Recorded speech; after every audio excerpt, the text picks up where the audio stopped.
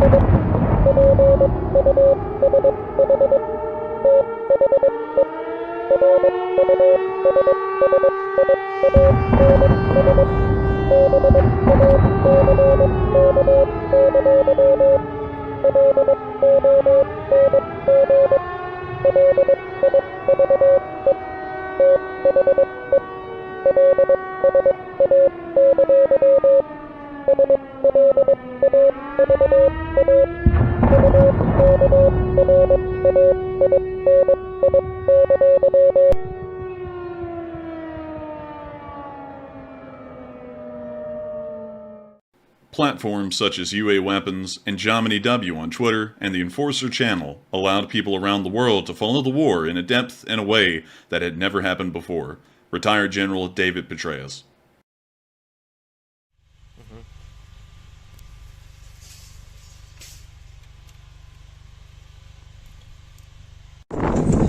Yes. The Leaf Spring Army sends its regards.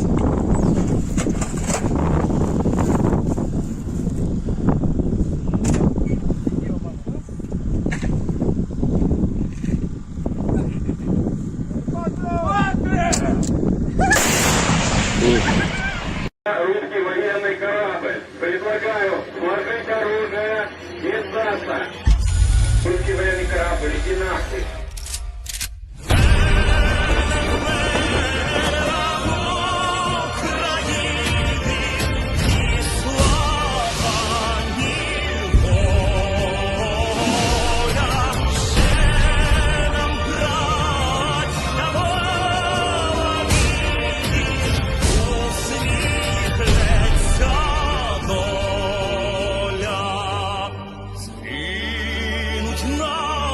Наші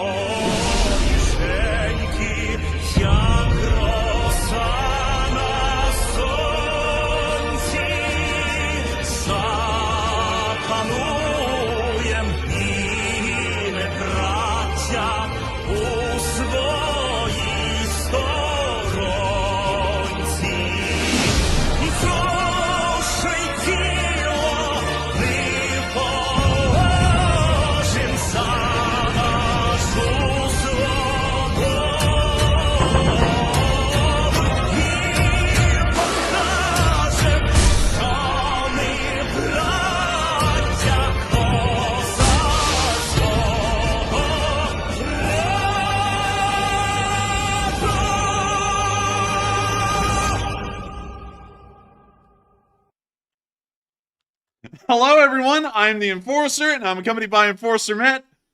And good evening, folks. It's Enforcer Matt, and welcome back today, 7:17 of the news, and it's good to see you all once again. And as always, we got some big things to talk about today, and it's good to see you all once again. And of course, we are going to be covering the past 24 hours of the news of the war in Ukraine, and we have had some fairly major events to cover. Usually, we are always covering some pretty big events that the Ukrainian armed forces have been able to pull off over the past 24 hours. But today, it's a little bit of a different story. There is currently a critical situation that is evolving in the Battle of Avdiivka that may be leading to a Ukrainian withdrawal of the city if things keep going the way they have been over the past 24 hours. But we're going to be talking about in great detail tonight why that may be happening, what's been happening over the past 24 hours, and how that battlefield has been evolving, because it has certainly been evolving at a very rapid pace.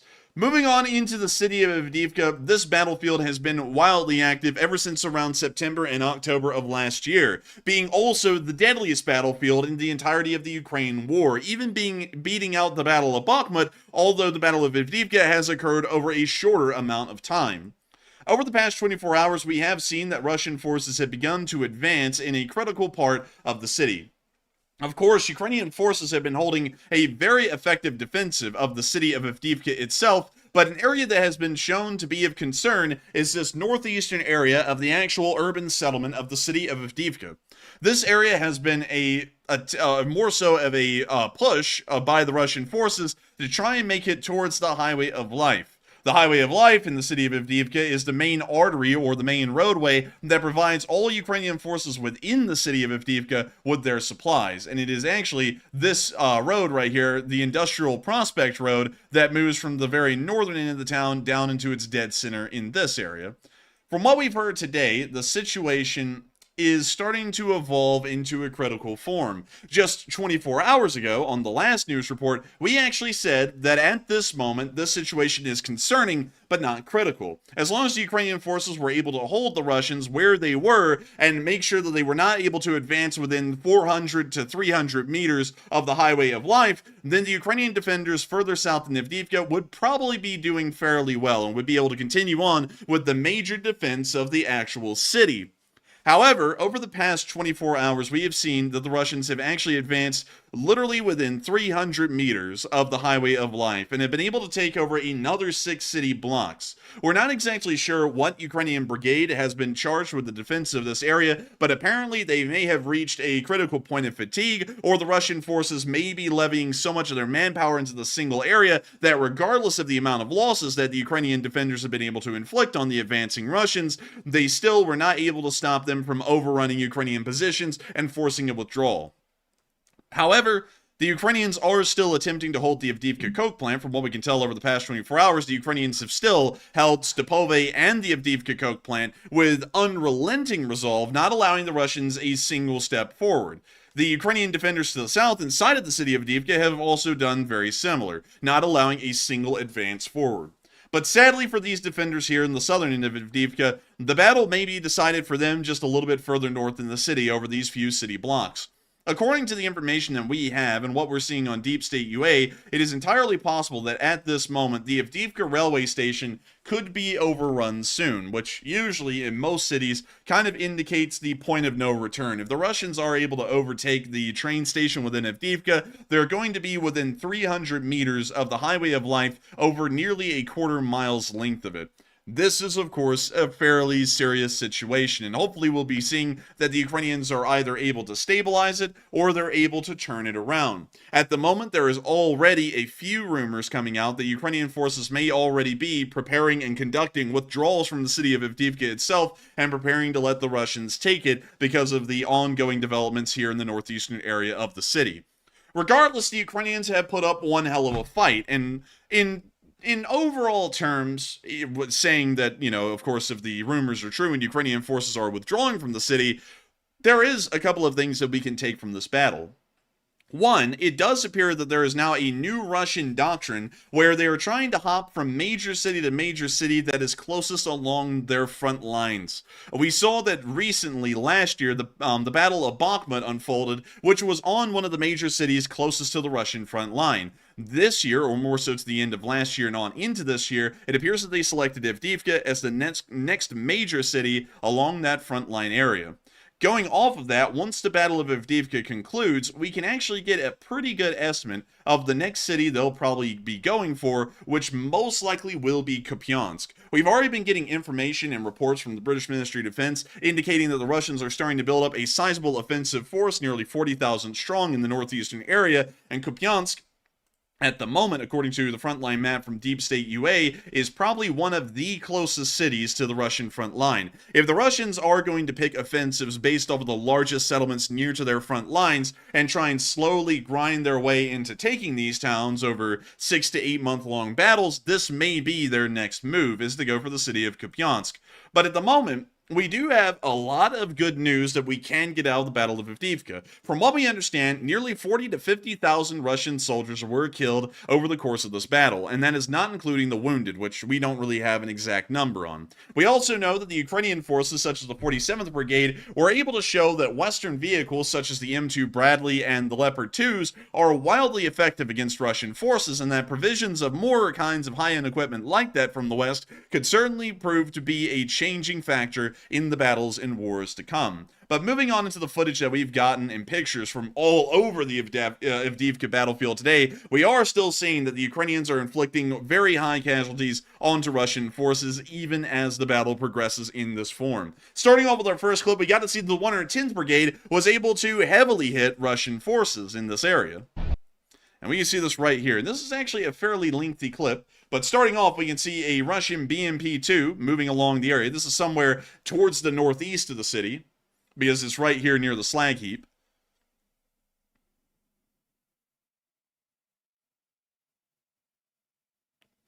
And we can see here the drone continuing to look at the Russian vehicles. We can see one of the BMPs is now dismounting its infantry and also firing its gun. It's now shifting into reverse with the infantry on top. That can't be good.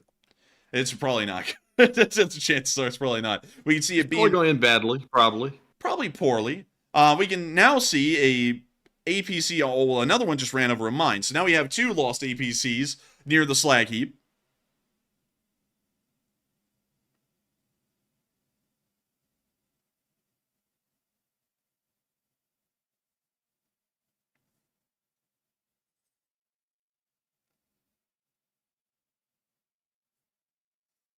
And we can see the vehicle continuing to burn as another Russian BMP tries to move through this opening in the tree line, and it appears that they're actually conducting a withdrawal towards Krasnoyarivka-Stepove. We now see that BMP passing over and then running over an anti-tank mine itself. It's like watching lemmings.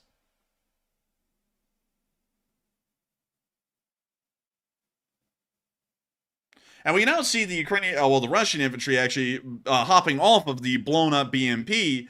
And it now appears that multiple BMPs have been lost in this area, and one of them just had a critical ammunition explosion, sending probably that entire squad into Kingdom Come. That was like a Michael Bay style explosion too, the way that blew up. Yeah, I mean, it was like one of those that you see at the air show, you know, when they're trying to show a vehicle blowing up on the ground. It's a big one. Oh, bigly. Well, those guys are like ants just running off too. It's like, where are they even running to? They're out in the middle of the open. Oh, they have nowhere to go. They're trying to figure it out at the moment, most likely, if there's even any cohesion left, and if the squad leader's alive, or if the squad leader's not alive, they're trying to figure out who is going to take command of the unit, and then work from there. We now see the remainder of the Russian column that has survived trying to move out of the area.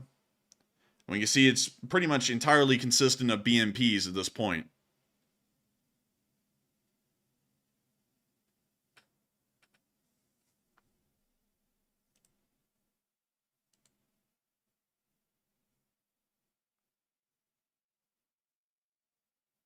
And we see the APCs up there on the top of that ridge continuing to burn. And we can now see another BMP, this one once again on the northern end, just to orient y'all with where the camera is looking on this drone. It is, and let me move away from Kupiansk, because for a second there I was like, that is not Avdiivka. But moving down here, this drone is currently sitting about right here where the mouse cursor is, and looking towards the right side of the screen. That's what we're seeing right here, just to give you all a perspective of what the drone is actually looking at and where these Russian forces were during the video. We can see this BMP trying to truck along towards what appears to be the entrance to the slag heap before this area became a battlefield. We see the drone looking around and trying to observe where other Russian forces may be at the moment.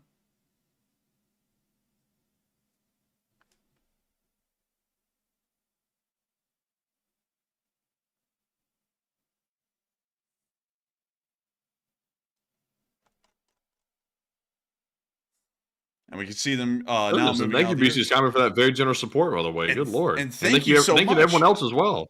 Yeah, and I got to thank everyone tonight for the support. Absolutely incredible. Thank you all. Y'all are helping the channel to keep running. And we can see the BMP now trying to reverse down the road.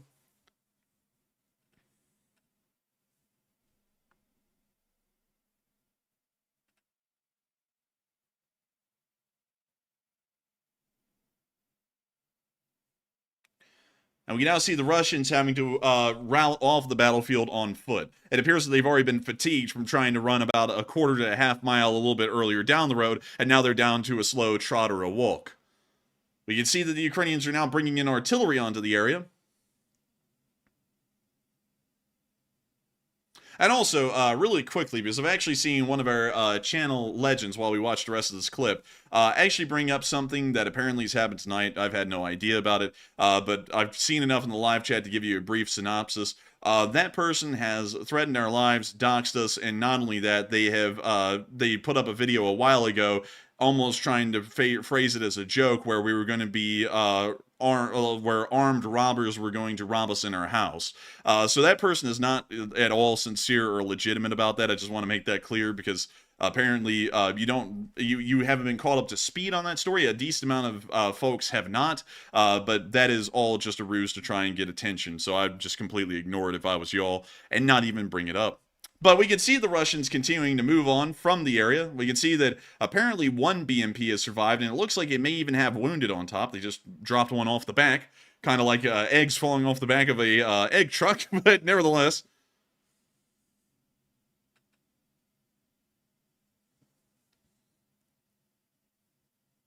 We now see the Russians hopping off the BMP.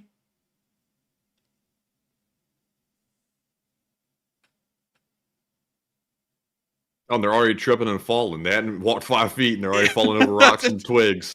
The story of the Russian army.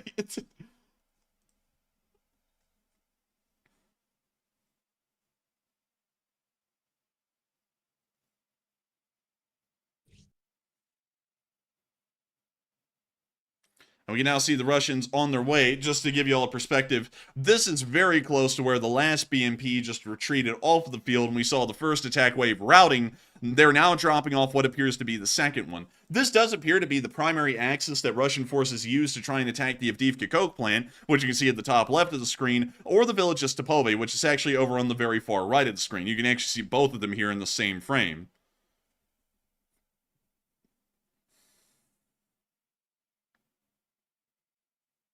We can now see the artillery being brought in on the area and slamming onto the Russian forces. Pretty much already pre-dialed in. It looks like they may have already fired before they even dismounted.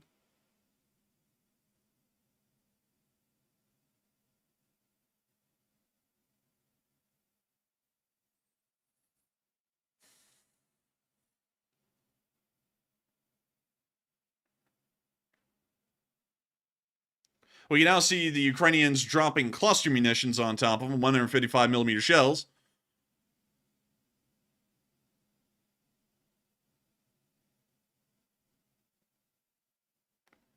And I think it actually may have taken out a decent amount of Russian forces.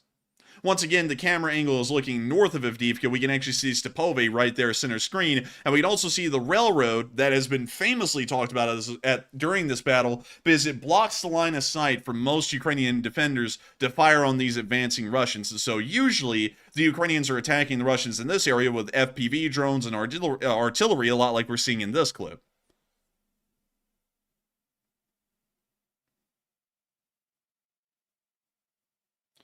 And we can see more cluster munitions being fired into the area.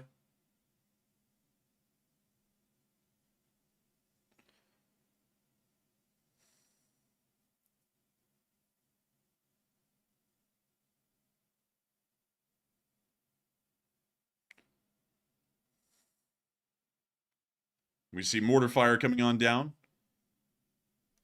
Sadly, we've lost sight of most of the Russians. They've made it into the tree line. I just saw them moving to the left side of the screen towards the west. And we now see as night descends, the Ukrainians are continuing to drop a few cluster rounds throughout the area.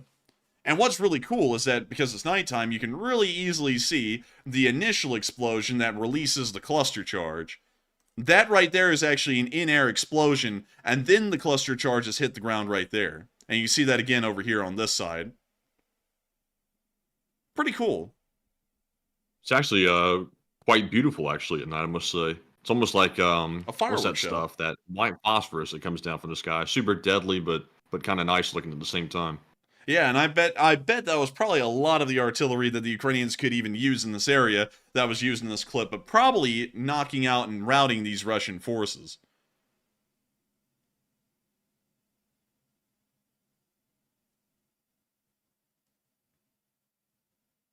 And we see them still bringing down artillery fire into the area. And that's the end of this clip, but showing what the 110th Brigade was able to inflict as far as losses onto the Russian forces today. This is a very deadly axis for the Russian forces, and while they have been advancing into the city of Avdiivka and into its northeastern suburbs, they have been taking excruciatingly high losses, as this area here is the part you saw on film. You can actually see it's very close to the Ukrainian lines and the Ukrainian defense forces within the Avdiivka coke plant. It's also within the area towards the general advance that the Russians have made into northeastern Avdiivka, meaning that really any Russian forces that make it into Avdiivka were the ones to have survived the gauntlet of artillery fire and FPV drone attacks that the Ukrainians had brought down onto them earlier in the day. But beyond that, it is good to know that the 110th is still inflicting decent casualties. We also got to see that the Ukrainians were using a wide array of FPV drones from the 110th again to try and knock out Russian forces on this eastern side of the city. We're going to be muting that. And we see here the 110th symbol being thrown up on screen.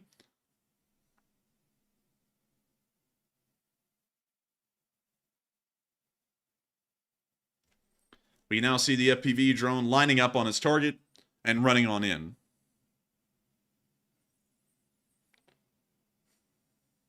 We see that apparently he's got link quality, which is what you get from Conica sausages here in Conica, Alabama. But we can see them hitting the Russians dead on where they were hiding, and we see one of them made a run for it and made it out. The other guy's not so lucky. The roof came down on him, literally.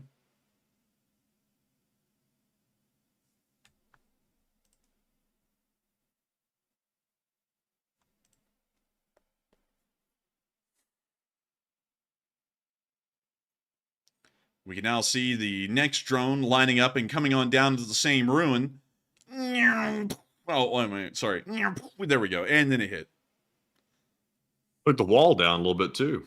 Man, they bringing the walls down. They bringing the roof down. The 110th is really putting in some work. Putting in the hours, Matthew. Putting in that work. Oh, and we see a Russian crawling out. He's going, food, water. And he ain't getting none of it. Because guess what? The Russians don't give him. He's like that grasshopper off of that Disney movie talking about food. Oh, man. But anyways, moving on from that clip, we're now moving on down to southern Avdiivka, where we got to see that the Ukrainians decided to feed the Russians some food in the form of high explosive drone bomblets. Check it out. Here are the Russians. You can see them moving around down there. And the Ukrainians went, here's some food. And then the Russians went, oh man, I'm telling you, I get no respect around here. Even pushing forward, we take heavy casualties. Oh man, terrible. And here comes the F1 grenade right in the middle of them, and it looks like it was a success. Oh man, Ukraine needs to have somebody come on and say, I don't know who you are or what you want, but you better start changing your ways. Or changing your name. Oh. Dude, that guy was so much great, more man. Funny on the meme, though. Dude, I don't know who you are. I don't know where you are. But maybe you should start changing your ways. Or maybe changing your names. That was such he started a good praying meme. for the enemies like halfway through. Halfway through saying they started praying. Dude, apparently, classic. That guy was a news reporter for the local news station in Washington, D.C. Oh yeah, he is. He's a reporter. Dude, a legend of a reporter. And speaking of a legend, we also got to see the 110th Brigade firing off one of those Czech-supplied Dana SPGs.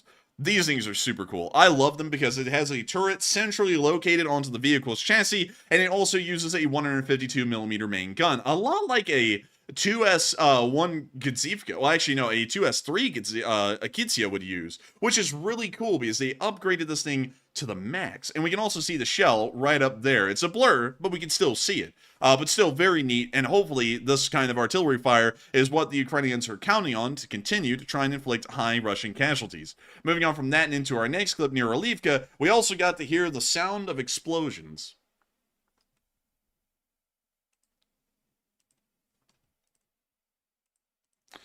Now, to give you a little bit of context, it's not just hearing the sound of explosions. This is actually something of an interesting clip. These are many Ukrainian soldiers that are actually being moved into the Battle of Avdiivka as of today. While the Ukrainians may or may not, we don't really know at this moment, we don't have official reports, but they may or may not be retreating from the city of Bakhmut at the moment and trying to fall back to the Avdiivka coke plant or somewhere around that area. We still know that Ukrainian forces are being moved in to help out with the situation. And these soldiers were taking a moment before they moved into Avdiivka to kind of take a breather and get ready to move onto the line. And during that, they started to hear the absolute roar of the artillery and gunfire coming from the battlefield miles away. And you can hear it in this clip. So I'm not going to talk through it. I'm just going to let y'all hear the audio.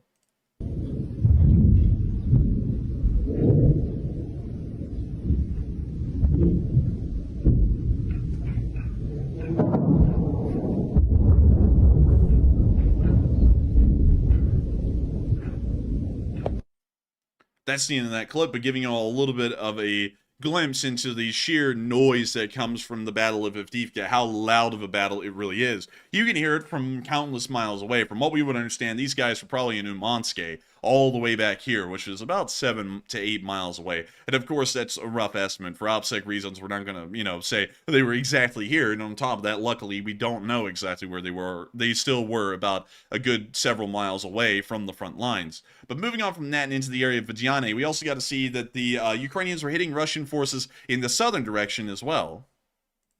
Dropping bombs explode. Oh, that sounds like hot dog. Jeez, man. That sounds rough. Kind of cringe, actually. Yeah, it kind of was. I'm not even going to lie. Dropping bombs! That's it, dude. I can sing better than that. But anyways, we can see the FPV drone coming on in onto a Russian. Ooh! And we can see just a montage of attacks in this area. All of them successful.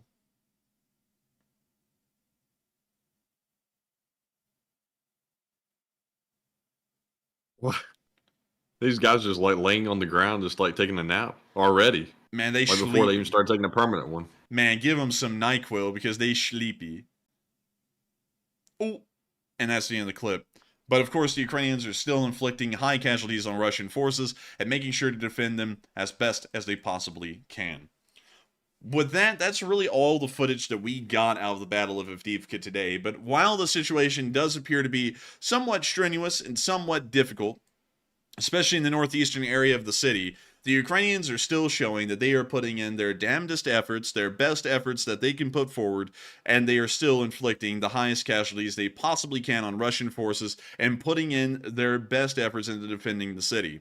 Of course, every battle cannot be won in a war, and I think it's very important to keep that in mind. Just because the Ukrainians may possibly lose the city of Avdiivka does not mean that this war is a wash. We have to remember that at a time in this war, the Ukrainians were actually fighting for the very capital of the nation, Kyiv itself. Kyiv was almost entirely surrounded on its western side. Russian forces had made it all the way into the area of Bezova and beyond, almost making it down to Vasilkiv at a point, until the Ukrainians were able to reorganize and start pushing them back, and then eventually lead to the Russian withdrawal of the northeastern area of the country on April 1st. We have to remember that things have been tough and things have been difficult, and a war is never going to be a cakewalk. A war is never going to be something where you can always cheer for the good side and they'll always be winning. There's never going to be a time like that in the world. There's never going to be a time like that in a war either. But one thing that certainly is important is that we continue to see day after day hour after hour, that Ukrainian soldiers continue to have full faith and belief in their nation and their cause, and they continue to fight on no matter the odds, no matter the circumstances. They will continue to persevere and fight against the Russians until this war ends with a Ukrainian victory, and they will settle for nothing less. And the Ukrainians will settle as a nation for nothing less either. And it's very important to remember this, because when you look at a battle like this, don't think that the war is over and the war is lost because one town was lost on the front lines. There is an entire war out there outside of Avdiivka. Another 500 miles of front lines that the Ukrainians and the Russians are still struggling, fighting, and dying for to either hold or take. And by the Lord, hopefully, the Ukrainians will be taking more parts of the front lines coming on within this year. It's a very important thing that they do as well, and people have been talking a lot about the support that the West is giving. And of course, we know that the Europeans are trying their best at the moment to bring support to Ukraine and to get them going, but it does seem that that is going to be a little bit concerning and maybe even a little bit strenuous going on into the future. In fact, according to some statements out there, we may have to start focusing on a more domestic end of things. And let me make sure that I can go and get this for y'all, because this is a little bit of a big deal. This is something that we put on our Twitter today, and if y'all would like to go and see this clip for yourselves, go down to the link in the description below and go click on it and follow our Twitter. We put out a lot of news here. But today we heard that NATO General Secretary Stoltenberg, Jens Stoltenberg, said that the West needs to prepare, NATO itself needs to prepare for a confrontation with Russia that could last for decades. Not only that, once again, like many nations are starting to echo through their ministers of defense and higher officials within their armed forces, it does appear that the West may possibly be on a path to war with Russia. One that we have not chose, but may end up being inevitable nevertheless.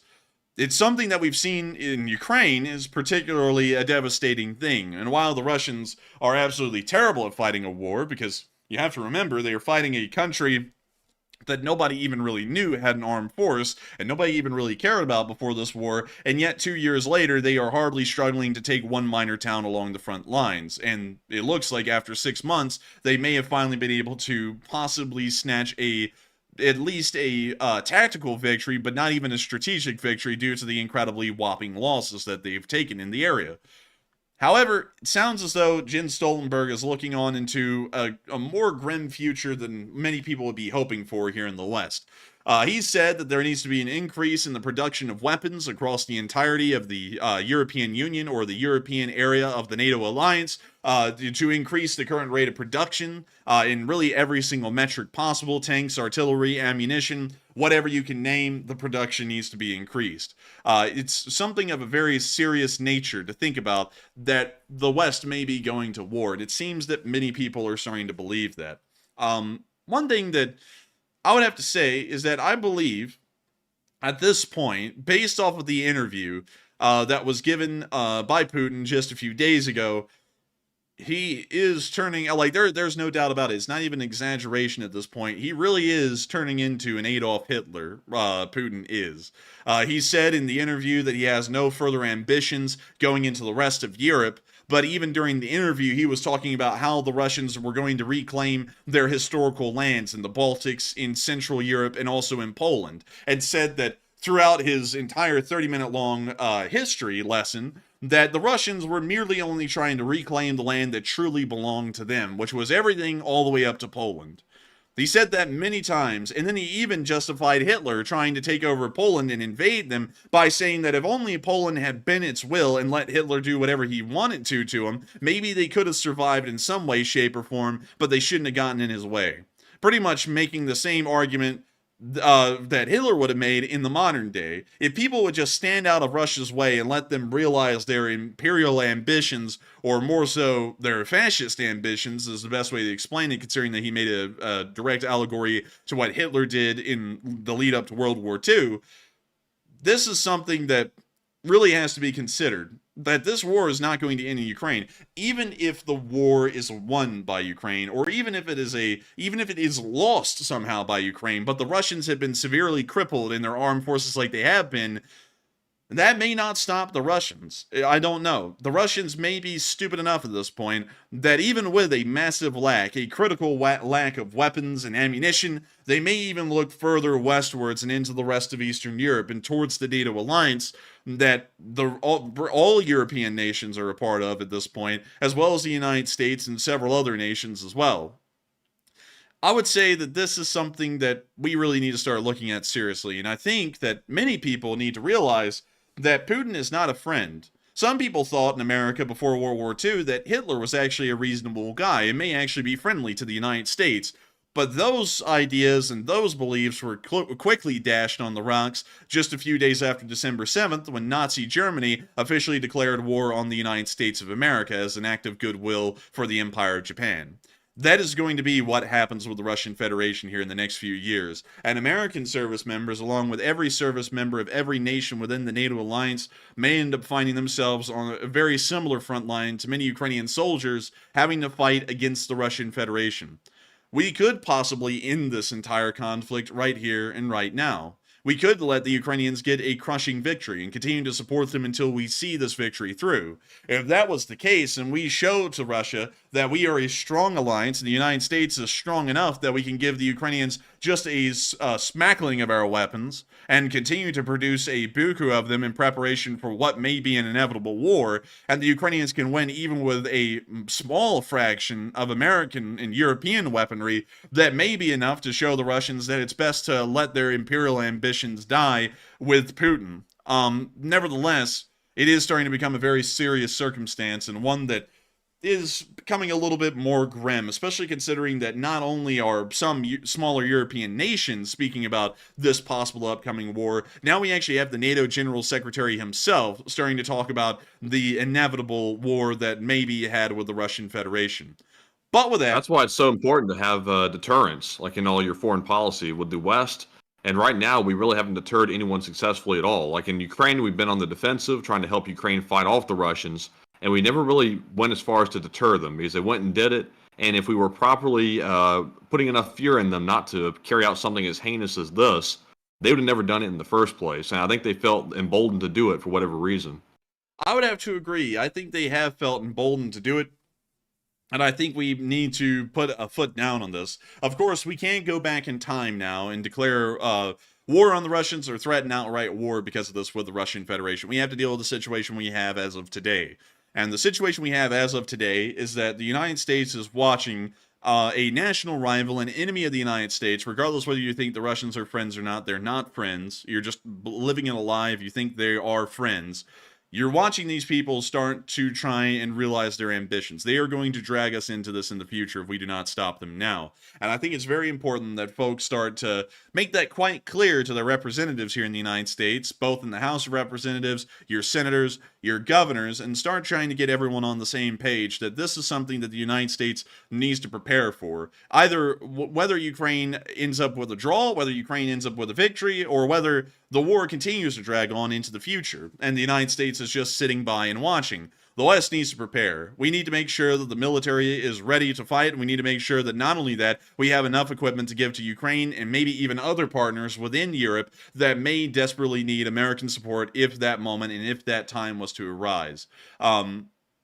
It's kind of hard to continue to talk about it without going into details, but I would have to say that at this moment, just talking about a United States end of things, considering that this is kind of the country out of all of them, that at the moment is kind of in a limbo as far as the situation is concerned in Eastern Europe, we need to make sure that the United States ramps up its defense spending a little bit farther.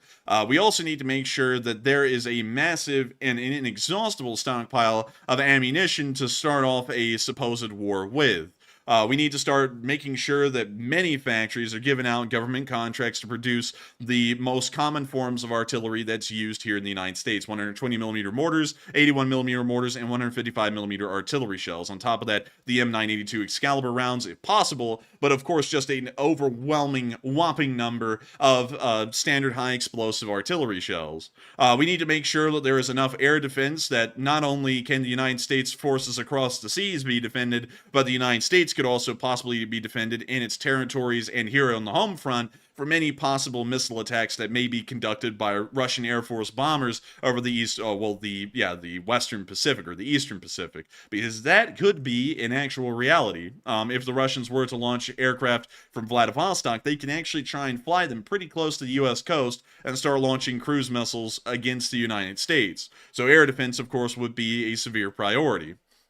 We need to make sure that everything is ready to go. We also need to make sure that our European allies are ready to go as well. We know that the British have been having some issues with defense spending, and I believe that there needs to be a lot of pressure from the United States put on to countries like Britain, Germany, and France. Of course, the Polish are great. I mean, the Polish are doing better than even the United States by the percentage. You gotta love the Poles, man. Who doesn't love the Poles? You gotta love them. I mean, the Polish are truly incredible. But we need to get everyone kicking into high gear, not just Europe, but the United States itself. We need to be ready to go. That's really the entire gist of it, without getting into the massive details of everything that would need to be done and everything that would need to be prepared.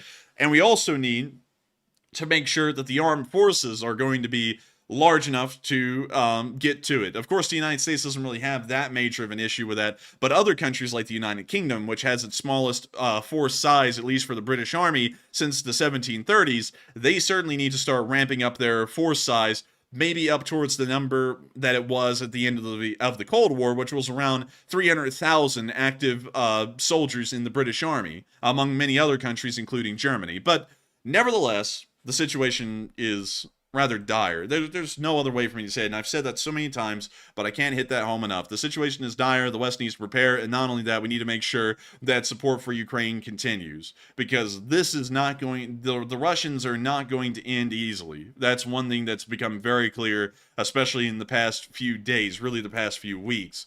But moving on from that, and up into our location unknowns, we have some fairly interesting ones today. But before we do, we've asked y'all some questions in the form of polls. And Matthew, what in the world have people been saying tonight?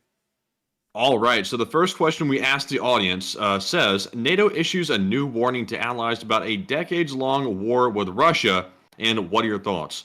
77% said it's a valid concern and preparations are needed. 11% said it's fear-mongering and we're fine. 6% said unsure, and another 6% said, it's really not that serious. And to me, I believe that NATO is being perfectly valid in saying that there is a serious threat of a major war that could last, well, I will say this. The decades-long part, I'm not sure if that's going to actually hold up or not, but there is a serious threat to war coming in the future between NATO and also Russia. Because like Putin was basically saying in his interview the other day, he invaded Ukraine because he believed he had a land right to it. And there's nothing preventing Putin from saying that about all the other Baltic states as well, because there really wasn't any logic or rationale behind him saying he had a land claim to Ukraine, except he simply wanted it. So to me, I wouldn't put it past him to go to other countries if he is able to succeed in Ukraine. And that's why it's so important to make sure that we stop them there, so that way they don't go any further. Being weak in Ukraine is going to cost more lives. It's going to cost a lot more money in the long run. And I think we'd be making a mistake by turning a blind eye and letting Ukraine fall.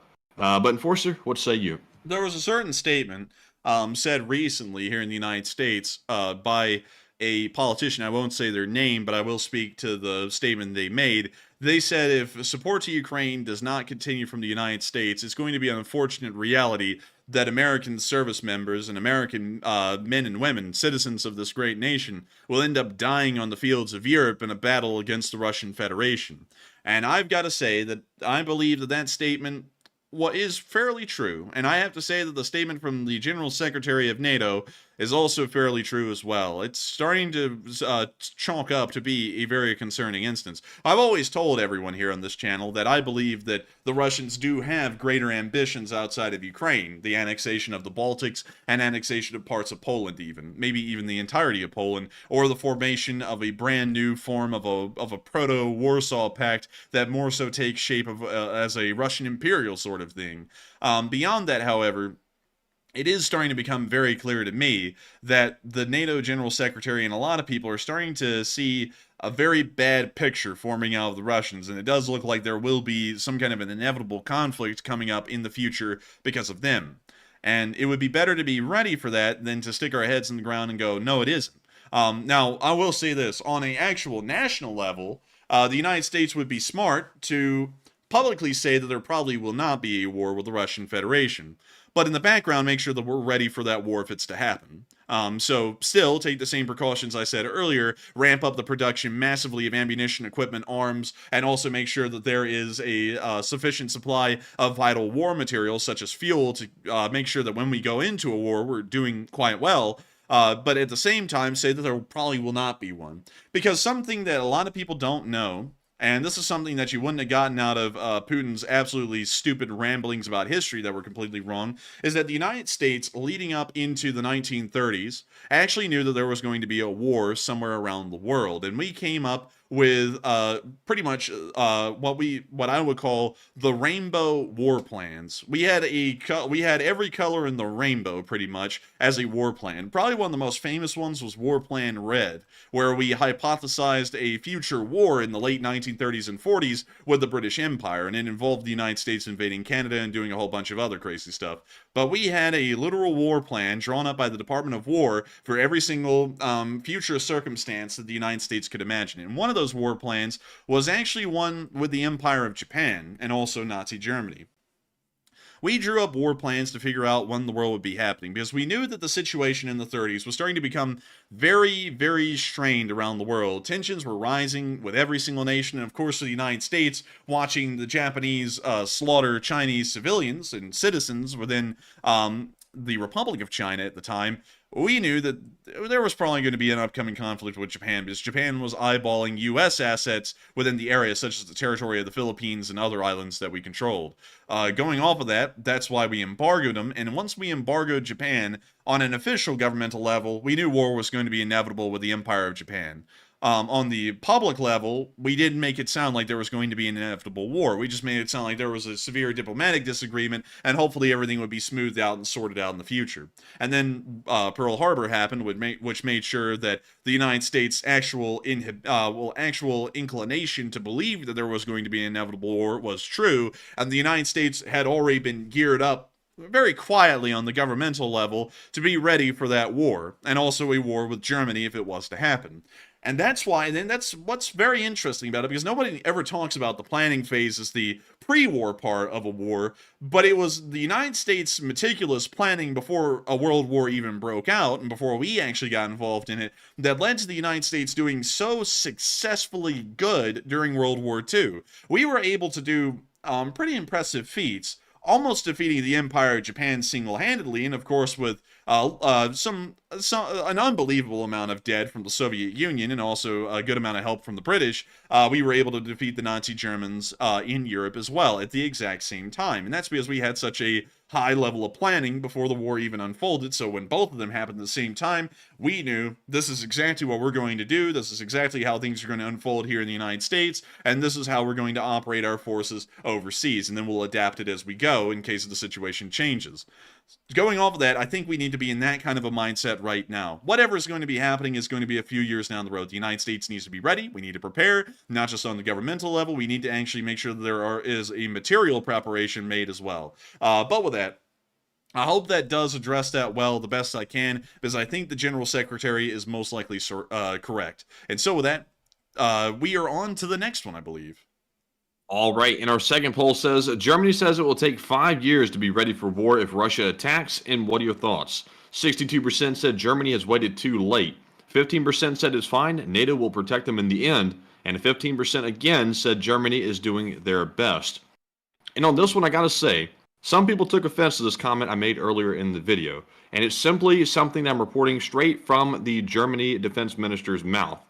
He's saying it'll take 5 years to be fully ready for a war to break out. So, in my opinion, that means they've waited too late, because the country should always be prepared to go to war at any time if necessary. That's just a part of maintaining an armed force, and it seems like Germany might have neglected that to a certain extent. Now, that doesn't mean I'm counting Germany out or attacking them. That simply means that they need to be accounted for, because they are a member of NATO, and we rely on the strength of all of our members to make sure we can defend the entire alliance. And if Germany's weak or they're sort of not ready, they're going to be a weak link in the chain that we can't rely on if a war broke out. So to me, I think they've waited too late, and hopefully they can get that fixed sooner than later. But Enforcer, what say you? I would have to say that that number is actually quite accurate, and I'm going to tell you something again shocking about another time in history when that was true. When the United States entered World War One, many of y'all may not believe this, but the Department of War, which is what the Department of Defense was called way back in the day, did some number crunching when the United States declared war, and we found out it would take us about 3 years and 8.5 months exactly to fully mobilize the United States for World War One. We don't have that kind of time. You see, it's 1917, World War I's going on, we just declared war on Germany, and we've got to get over there and we got to get to it. So what we did in World War One is we said, we'll provide the men, and if France and Britain can provide a good amount of the weapons, then we will go over there. And the French and the British said, hell, why not? Here you go. You can have them. And we went, okay, thanks. And then the American Expeditionary Force went overseas, went to France, and ended up going ham. And then, due to the United States involvement, along with the French, the British, and also the Germans pretty much collapsing at that point in the war, the United States and really not the United States, but the Allies won as a whole. That was how that worked then. In World War II, after the defeat of the British at the Battle of Dunkirk and their evacuation across the English Channel, the British were in dire straits. Like, nobody ever talks about the logistics side of wars because people just imagine that when you go to war, there's like the perfect amount of equipment and the best equipment for all sides all the time. The British had literally nothing when they evacuated from Dunkirk in 1940. They went back to Britain, and all they really had was small arms and maybe some vehicles, a few of them as well, hardly a lot of them. And so what the British did is they went, oh dang, we got to get equipment quick, and I'm going to take y'all to Bovington, and I'm going to try and find this picture for y'all, because they actually have one of these vehicles in here. No, not that. Hey, this is the place that we went to when we were in England, isn't it? Yes, it is, and they actually have an example of a post-Dunkirk weapon that the British had in this museum. Also, really quick, I remember that exact tank right there, that first one that was in that first image. the Yak Tiger. That German one. Yeah, I remember that when we took a picture, I think, next to that one, actually. I remember walking exactly by that tank. Yeah, dude, I wish we could go back. I want to go back and see this museum. But to kind of go ahead really quickly and kind of explain my in conclusion here, the United States had to end up supporting Britain a unbelievable amount. Really, we supported the French, the Free French, and the British, and the Soviet Union an unbelievable amount during World War II. There is a serious argument among scholars and historians that if it wasn't for the United States' unbelievable industrial might and the fact of the Lend-Lease being a thing during World War II, the Allies probably would have done far worse over the course of the war, and it would have gone on a lot longer. But the United States back in the day, of course, saw the British had lost most of their equipment. The Free French hardly had any because, of course, they're the Free French, and Vichy France now controls most French military equipment. And then the Soviet Union, was just, stupid like they were or hardly able to produce anything of actual value. We ended up having to give out stuff to everyone because we had the ability to do it. And not only that, the other allies in our alliance had nothing, so we ended up giving them things like this, the Sherman. The British would end up upgrading it, and this is a Sherman Firefly to be specific, but nevertheless, it is an American Sherman that was provided by the US, and then the British went and upgraded it a little bit. But scrolling on down, I've got to find y'all this particular vehicle. Let's see here. I've got to find this one thing, because it is a post-Dunkirk British tank, or a British, mobile pillbox, we can call it that. But I have to find the picture and show it to y'all because this is how desperate of a strait the British were in going into war, and they were never at this point going to be able to completely mobilize their army pretty much twice over after this point in the war. I've got to find the picture though, and it looks like nobody takes a picture of this thing because it's very unimpressive when you see it. I'd be dipped. Where in the hell is it? Let's see, they got the TOG. A lot of people took a picture of the TOG. But we got to get to this one specific thing. It's not even really a tank. It's more of a truck. But it's in the museum. And I'm going to find it for y'all. Even if it takes me a moment here, we're going to find it. We're almost there, probably. Let's see. No, that's not it. That's not it. Wow, they really got a lot more tanks than I remember at Bovington. I'm not going to lie. Let's see. That's not it. That's not it. That's not it. I still remember going to this place that we missed out, I think, by 2 or 3 days on James May showing up to the place to talk about tanks. I hated that so much. We were literally on the way out of the museum. We saw a brochure up front about James May coming there. I was like, oh my God, you're telling me we just missed it? Like, I wish we could go back, like, when that's happening again, because I'd love to see it. I would love to see it too. And I cannot find this. You know what? I'm going to take this off screen. Well, actually, no. This is our Google map. I'm going to go open up a new tab off screen and go find this thing for y'all because it's very important. Post Dunkirk British Army. And let me go here. Let me see if I can find y'all a picture. Let's see here. Okay. Why in the world are there no pictures of this thing? So it was in the museum. I remember it like it was yesterday. And it is very hard to find a picture of this thing. So let me go post truck. Let me see if I can find it here. Let's see here. Might be dipped. Armored truck. Armored truck. Maybe that's it. I'm sorry, y'all. I know this is taking time, but it is important. It is for the plot. Oh my god. I cannot find it. So basically, to try and explain what it was, the British had nothing. So what they did is they ended up taking a whole bunch of civilian Bedfords, and also military Bedfords, and just putting bricks on them, like literally bricks around the cab to try and armor them up a little bit. And the plan was that if the Germans were to invade the homeland of Britain, they were going to use these things as mobile bunkers. They were going to drive them into place, and they were going to sit there and fire at the Germans with rifles, because there wasn't a lot left for the British at that point. So going off of that, that's what I would have to say.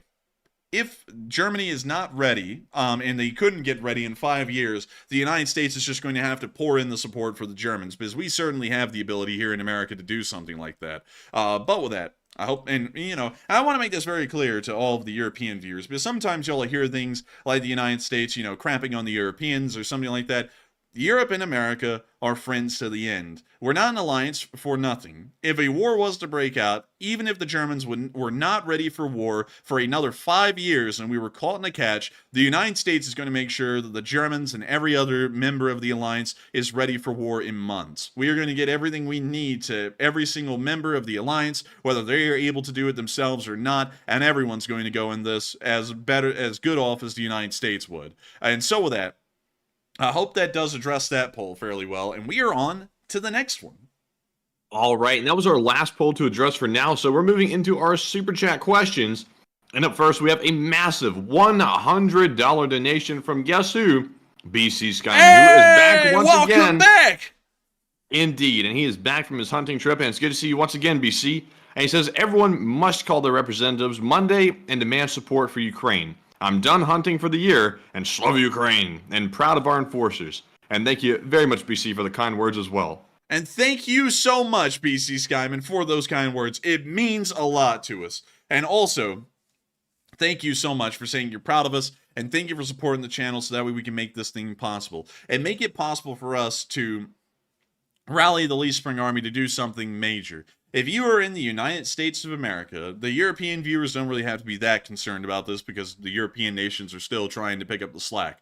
But if you're in the United States, you need to call your representatives and your senators. You need to call your governors, and even, well, it won't really matter to write letters to the office of the president, because the office of the president's largely in support of Ukraine. So just write to your representatives in Congress or your state representatives and let them know how important you think support for Ukraine is. Tell them that if they support Ukraine, regardless whether you agree with them or not, or if you like your elected representatives or not, tell them that you'll vote for them in the next election if they approve support for Ukraine. Tell them that. Because you're pretty much going to be making sure that they are going to support Ukraine. And if they don't support Ukraine, vote for the other guy. You know, because at this point, I have to say that we're looking at something that can end up getting hundreds of thousands, if not millions, if not tens of millions of Americans killed years down the road if this isn't dealt with right now. It probably is better to shove everything aside at the moment and start focusing on this as a severe issue and support a politician that is going to support Ukraine. If they don't support Ukraine, we're all going to end up regretting that down the line. So just make sure that you write letters, you call them, do anything and everything you can. Hell, this is one of the few times that I'm ever going to tell you all on the channel, sit there and spam the hell out of letters and phone calls until you're practically harassing their office, because by then they will listen. Because there will be so many people calling up and saying the exact same thing. They're going to be going, I got to keep my job, I got to get reelected, so I got to do this one exact thing and get support for Ukraine rolling. So I hope that does address that quite well, BC Skyman, because I certainly agree with that completely. And also, I hope you had fun on that hunting trip, BC Skyman. We noticed that you were gone, and we rarely ever try and mention when viewers are gone on air, but Matthew and me have been asking for like the past 2 nights. We were like, where in the world is BC Skyman? And we were like, where is he? And you showed up tonight. We saw you in the 10-minute countdown. We're like, oh my God, he's here. So of course, welcome back. That's it. But still, welcome back. And thank you so much once again for the massive support, BC Skyman, because you helped to keep me alive. You helped me to exist on the internet and to say things like this. Not a lot of people say what I say. In fact, very few of them do. And I got to thank you so much once again for supporting me so that way I can make sure that this kind of a voice gets out there and says this kind of a thing. And I got to thank everyone who appreciates it, like you, BC Skyman, and you're willing to support this channel so that way we can continue to be on air and continue to say the kind of things we will, because very rarely does anyone else try and say stuff like this. Not many people do. And you're helping us to be able to keep on being out there and keep on, of course, making sure that the Lee Spring Army stays alive and is a force that will make sure to look out for Western interests and Ukrainian interests at the exact same time. Thank you so much once again for the incredible support, BC Skyman, and thank you for keeping the Lee Spring Army and the Enforcer alive. And with that, we are on to the next one. And also, real quick, I've seen many people in the live chat saying that what you were looking for earlier was the Bison Concrete Armored Lorry. Bison Concrete Armored Lorry. Yep. That's it. Here we go. Is that it? Yep, that's it. And this is the one at Bovington. Oh, wait, hang on. Let me get a better picture. This is the one at Bovington. This is how bad the British were after Dunkirk, is that they called this an actual military vehicle. What in the hell is that? What the hell is even that, man? It looks like they've added like a circus tent to the back of a flatbed truck. And man, it looks like the truck version of a killdozer or something. It may as well be. It's literally just a mobile bunker. That was the entire premise behind it, is that they would drive this thing into position, and then they would just stick rifles out of the pretty much peepholes in the bunker and start shooting out of it. This is Iran levels of debauchery. Yeah, it really is. And look at this. There was a lot of them. Because this is all that Britain had. This was all that Britain had after Dunkirk. They were this bad off. If it was not for America joining the war and then conducting the Lend-Lease and giving the British really all of the armored vehicles that they would use from then on. Of course, the British had the Churchill and the Valentine, but at that point, they were in much more minimal numbers. The British actually, through most of the war, were using American-provided M4 Shermans of different varieties, and also ones that were upgraded by the British, which, in my opinion, I think the Firefly is better than really any Sherman that the Americans had in World War II, but that's beyond the point. That's how bad off Britain really was. If it wasn't for the United States lend-leasing to the British probably would have never been able to fight in continental Europe again. It would have been the United States only, or maybe the Canadians only, but it would not have been the British. And that's why you have to remember that in a modern war, it doesn't matter if a country is going to be ready in 5 years or 3 years. It just matters that there is an ally or a nation out there that is already stocked to the brim with weapons that can give them out to other countries when they need them through a lend-lease or something like that. Of course, that's depending on them paying us back. When the Americans rolled up on the British right here and they showed these vehicles right here, these monstrosities, the Americans said, "Damn, son, where'd you find this?" They really did, though. And the British responded back with, "Real trap shit." Dude, oh man, Lord, like, imagine the U.S. Army showing up in Europe in like 1942 and 1943, well, really in Britain, and seeing something like this somewhere in Britain. Like, you know, they had to be thinking, ooh, they're bad off. Like, you know, they have to be. Though, I mean, honestly, even though it looks terrible, I guess if it works, it works. But it does, add some value to it if the design looks okay as well. I mean, this is rough. Like, it doesn't even seem like the bottom of the truck is even armored at all, because it's a flatbed underneath the bunker. Well, Matthew, you're getting to the exact premise behind this vehicle. it was never meant to really survive contact, because once it got to the Germans could shoot this thing up and make it completely immobile. The fact of the matter was is that the guys inside were probably going to die, and the point was to buy the British army some time by driving these things up and having these guys pretty much hold out as long as they could in these things until they were overrun, killed, or completely destroyed. That's a hell of a strategy. Yeah, but when you have nothing, this is about the best strategy you can get. But there was this thing that literally looks like it's from Mad Max, but it's another one of the British inventions of the war. But still, you can see they weren't in the greatest of straits, and that's why America and Britain are great friends. Because in World War I, the British armed the Americans. In World War II, we armed the British. It's a mutual relationship over the course of history, and nowadays it looks like the British are probably going to be in the Germans and the French might be in a shape where we have to end up supporting them like we did in World War II, which is fine, because that's what the alliance is for. A little mooching, as long as you're flip-flopping between it. Like, they mooch off of us sometimes, and we mooch off of them sometimes, and that's okay. But as long as it's not one-sided mooching, like nonstop, that's what you don't want. Yeah, that's one thing we don't want. And I know one thing. If we gave the British, the Germans, the equipment we were mass producing here in America, I know one thing: they would be as adamant a fighter for their own home nations, especially considering that they would be directly threatened by the Russians, as we would be for them. Everyone would be doing their part in that upcoming war if it does happen. And I just, want to make sure to say that, because I know that half of our viewers are not from America, and I want y'all to know I don't think down on any of y'all. Of course, many people think that Americans always look down on our allies. I don't. Y'all's militaries are small because y'all went and focused on other things. Y'all went and focused on the peace times, the good times, and y'all really do have a lot to show for it. We went to Britain years ago on vacation, and when we went over there was truly some really impressive stuff. I mean, the trains were impressive. Matthew can tell you, we rode a few of them. The nice. Cities were impressive and very beautiful, except for Hull and Bristol. Those were the only exceptions. But beyond that, it was a beautiful place. You can see where the spending has gone outside the military, and it's really been a pretty penny, and it really does show. But at the same time, if a war does break out, hopefully everyone will be ready, because the good times might be over for a little bit. We might have to go through a little bit of tough times until we can get back on focusing on the good times again, like so many Europeans have been enjoying for really the past 30 years or so. But with that, I hope that does address that the best we can. Thank you so much once again for the support, BC Skyman. That's unbelievable. And with that, we are on to the next one.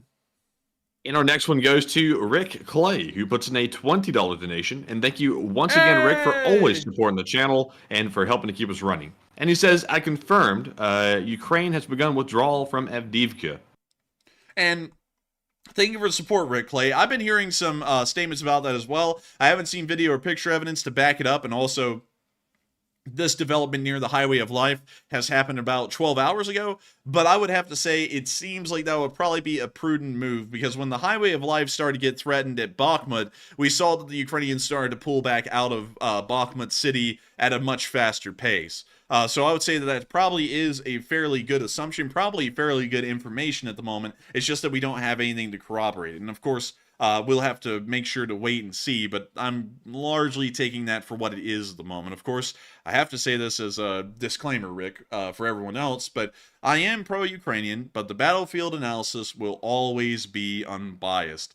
We try our best to do that because we don't want to lull y'all into just hearing nothing but raw propaganda. We want y'all to actually hear what the war is unfolding like. And at the moment, that probably would be the most logical move by the Ukrainian army, is to start conducting a withdrawal from Avdiivka, because their rear supply lines are being threatened. If that situation got worse tomorrow, now they have tens of thousands of Ukrainian soldiers further down south in that city that are completely cut off from supply, and may even, in the worst instance, be cut off from evacuation, meaning that they could lose tens of thousands of Ukrainian soldiers over the next few weeks. So going off of that, I hope that does address that the best I can. I thank you so much for the support, Rick, and I thank you for sharing that with us, because that's what I would assume to be a logical conclusion of the day's events. But still, we don't have exact proof yet. But thank you once again, and we are on to the last question of this segment, and then we're going to be moving on into the rest of the news. And the last one of the segment goes to Gaming and Random, who throws in a very generous $50 donation. And this is their actually their 5th ever super chat on the live stream, according to YouTube. Hey! So a huge shout out to you for that, and thank you very much for helping to keep us running. Because, like we say always, I feel like the PBS man at this point.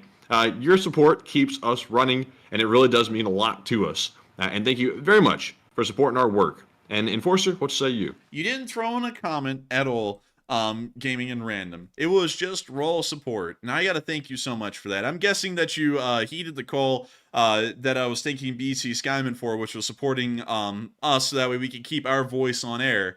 There, like I was saying earlier, there's not really a lot of people who talk our kind of talk, that do our kind of analysis and cover the news our way. In fact, there's no one on YouTube that covers the news the way we do, making their own map and going over it themselves. Nobody does that, and I got to thank you so much, Gaming and Random, for appreciating that and enjoying the efforts, the time, and the spirit we put into this channel so much, and making sure that we can continue to say what we're saying on air. That means a lot to us. There are a lot of people out there that are pro-Russian that would love to see the day this channel dies. There is some really sick, weird people out there that are on the pro-Ukrainian side that would want to see this channel die and go off air. Apparently, from what we were hearing at the beginning of the stream, they were back to doing their normal crap, trying to get attention tonight, and once again sending their people over to harass us or whatnot. But beyond that, people like you, Gaming and Random, make sure to piss off those Russian bots, make sure to piss off those other weirdo freaks, and make sure to help us to stay on air. I gotta thank you for that. Your support says no actual words in it, but it says so much just through the raw symbol of what the support shows.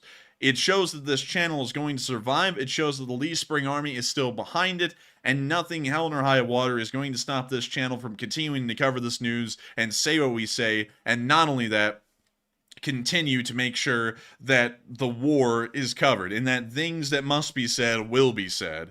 I got to thank you so much once again, Gaming and Random, for that incredible support and helping this channel to keep running, because folks like you make it possible for me to be able to say what I say on air, and for Matthew and me to continue on with this with this incredible thing that has been going on and happening for nearly 2 years at this point. I also forgot to tell you all this. This is actually something that is wild to me. I turned 20 years old when this channel was almost about to start. Actually, no, let me think. I think I'd actually turned... No, I did turn 20. I turned 20 on February 15th of 2022. And that was just about 9 days before the war in Ukraine began. Then I turned 21, and we actually didn't celebrate my birthday. We didn't even say anything about it on the channel because I didn't really know if y'all would care. But nevertheless, I turned 21 on the 15th of February in 2023. Now it's about to be February 15th of 2024. In 5 days, I'm going to be turning 22 years old. And it's nuts to think, you know, like there's so much time now because it's been 2 whole years. There's so many times now that I sit here and start to really get into the thought that this has been going on so long that I'm going to be celebrating my birthday again here very soon.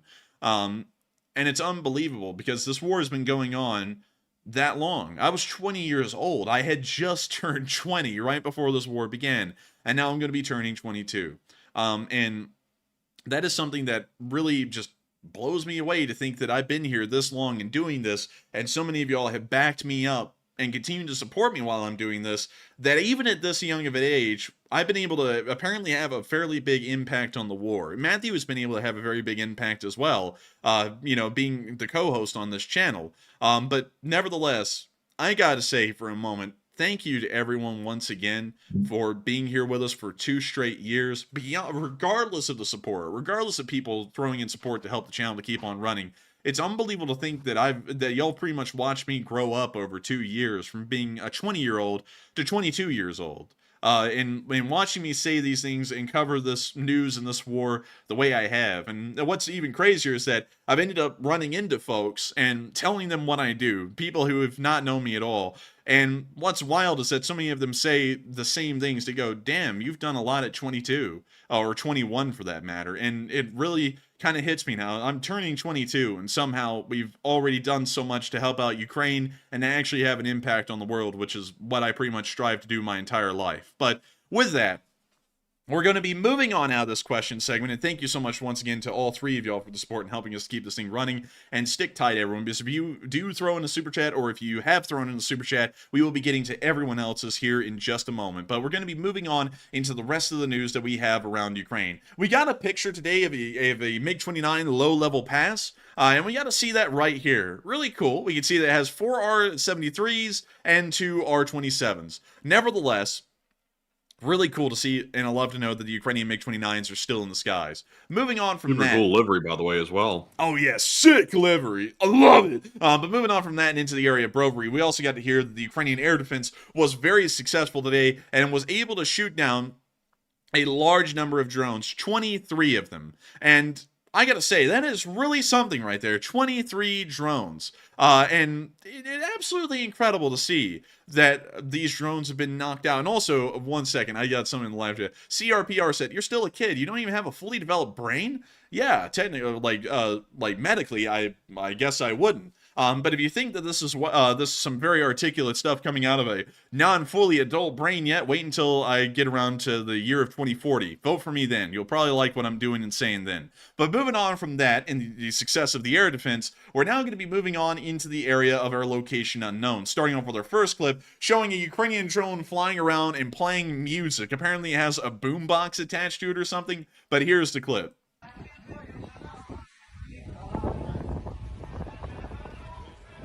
Man, this is going to terrorize the Russians. Man. Just imagine hearing that song coming and then you get splattered. Дрон с музыкой. Видели, когда... You're going to have the freaking tunes coming onto the field. Got the pan flute coming out.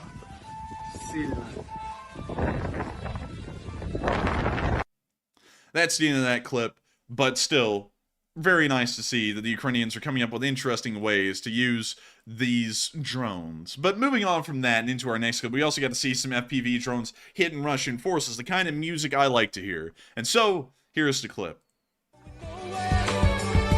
New music, too. But Going on my way. Going my way! But we can see the drone flying right over this Ural, pretty much just stalking it at this point. Man, it reminds me of those old cartoons, you know, like way back in the day, like 1970s or 80s or something like that, when there would be like the woman walking down the sidewalk and the guy would go, "Hey lady, going my way." Dude, better yet, whenever a woman will walk by in the cartoons, their eyes will like go out of their heads like cylinders and then they go, yeah. you know, something like that. It's like, what the hell? It's like Wow, hey, boss. wow, look at that. And then they start chasing her down the street or something. Sound. Oh, wait a minute. Did you see that? That's the Ural right there from earlier in the clip. Apparently it got blown up. Sure is. A Ural. Man, urinal. But anyways, moving on from that and into the Russian casualty report over the past 24 hours, we got to see they were doing quite well. Ooh! Oh my goodness, look at that. Only 3 Bobcats, but it's looking sweet in every other category. Like those troop losses, the APV, I'm telling you what, those numbers be looking awfully high. Man, awfully high. It'd be looking sweeter than the Willy Wonka chocolate factory. 980 Russian soldiers were knocked out, along with 21 armored personnel carriers, 28 supply trucks, 9 main battle tanks, 24 artillery pieces, 26 UAVs, and 3 Bobcat skid steers. Overall, it was an incredibly successful day for the Ukrainian losses, well, the Russian losses, and it's showing that the Ukrainians are still conducting a really good defense. On top of that, it appears that the Russians are taking increased casualties once again due to the wildly deadly offensive within the city of Avdiivka, and it appears that the Ukrainians are making sure to capitalize on that, and while they may be losing ground, they are inflicting very high casualties on the Russian forces. We're now going to be moving on from that, because I had to get through that really quickly, because we still have a lot of news to cover tonight, and we're going to be moving on to the area of Belgrade, where we actually got to see one of the few special equipment vehicles destroyed on film. Check this out.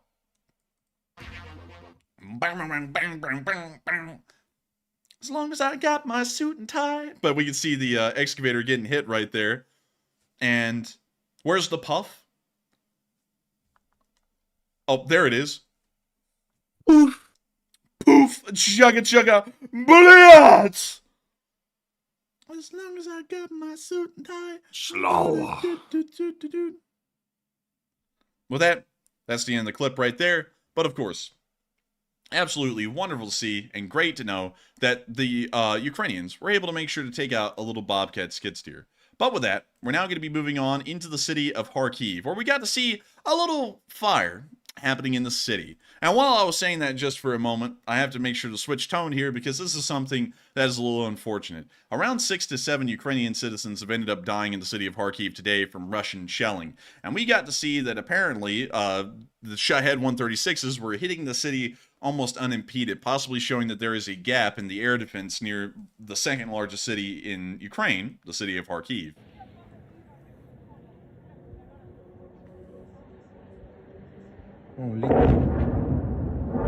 What you're seeing on fire is a Ukrainian gas station that had some open fuel silos near it. It got hit and ended up causing a fire.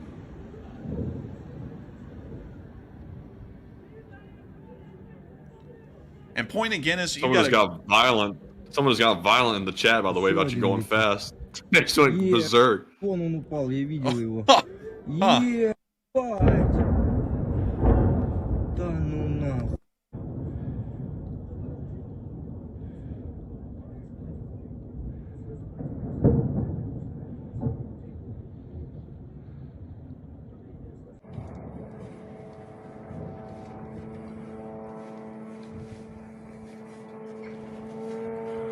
Ни хера себе! We can hear the Еще next Shahed один. 136 coming in.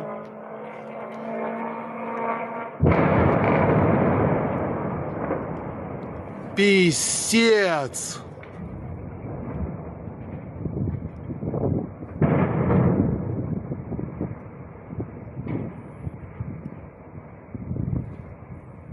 Вот это да!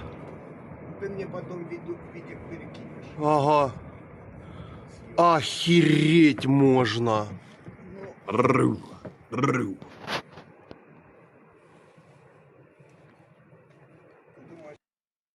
Where'd that hit? It was hitting a fuel station in the city of Kharkiv, and of course it's unfortunate to hear that those attacks were also accompanied by the deaths of 6 to 7 Ukrainian citizens, 3 of them being children. We're going to be moving on from the city of Kharkiv and into the northeastern area near Tavlzhanka, where we got to see a Turkish supply Kirpi moving through the snow. On kind of a lighter note. And look at it go. Kirby is a fitting name for this vehicle. I don't know why, but something about it makes me think Kirby is a good name for it. Yeah. It has a paper number 4 on the side, like a guy on Word and put in number 4 and taped it to the side. Bro, they putting that thing in a marathon. It's going to be in a marathon. It's going to be runner number 4. But with that, we're going to be moving on from that little Kirpi and down the lines and into the area of Kislivka, where we got to see the 53rd Brigade marching some of their soldiers down a road. And here's the picture right here. It's just a picture, just showing y'all the 53rd Brigade on the move, but still nice to see. Moving on from that and down the line and all the way to Bakhmut. The Bakhmut battlefield did not move at all today, but we did see that Russian forces were attacked in the northern flank by the 501st Separate Marine Infantry Battalion. Check it out. Oh, we're going to be muting that. And we can see the Russians here trying to get a little ship of water. And things are about to go poorly for him. Poorly, I tell you.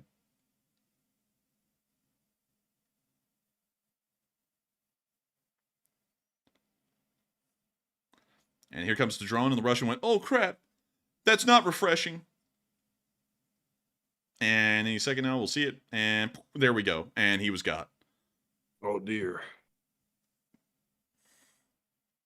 I like that, LSA Sergeant Pigman. I like that. What'd he say? He said, Russian soldier, F yourselves. And I like it. I like it. What kind of... That's some good energy right there. Good energy. To say that in actual Russian, it says, Ruski soldat idi nahuy. But still, with that, that's the end of that clip. And great to see that the 501st Separate Marine Infantry Brigade was able to smack down on them Russians. Moving on from that and into the area of Zaitsevo, we can also see that the Rarog were hitting Russian forces. Like Soing Scoop, they named an entire unit after us. Rarog Raggy, bomb them. But we can see the drone getting into the bunker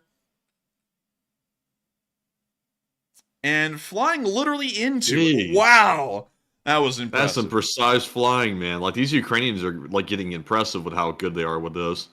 Man, I guess you could say, like, Zoink Scoop. That was pretty impressive. But anyways, moving on from that and into our next clip, a little bit behind the lines, we got to see a British-supplied AS-90 on the move. The British have a 155mm self-propelled gun in the form of the AS-90. It's a really cool vehicle, and we got to see it rolling around the muddy fields of Donetsk right here. I would say almost like the flooded fields of Donetsk, but still, look at it go. Look at it go.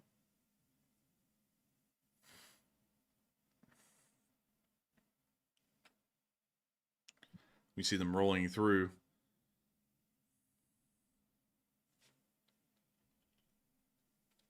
And Matthew, by the way, while we're watching this clip, apparently you know who has apparently tried to make another hit take on us. Only 4 people listened, so I was getting out of that because I had to go, you know, because people were saying in the chat, I was like, okay, I have to go see what it is.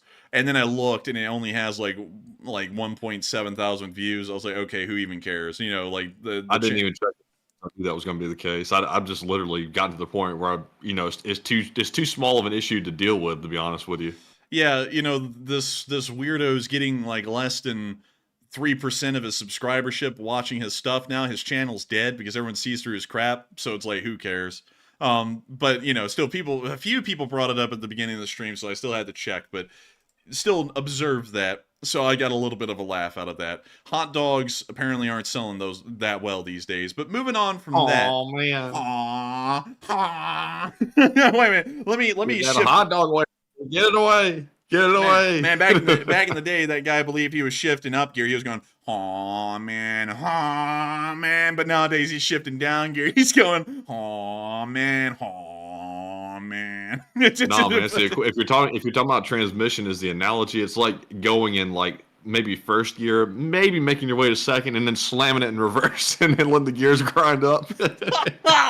Oh man. But I gotta say though, it really brings me more of a laugh nowadays to see that nobody cares. Like nobody watches them. Nobody gives a damn. Yeah, because you know, like the thing is that we were the first target, and then everyone was like, okay, maybe he's got a point. And then he attacked like 5 other YouTube channels out of the blue for no reason, really just to try and build up clout. And then everyone went, oh, this guy just does this because he's trying to build up a viewer base, and then everyone stopped watching him.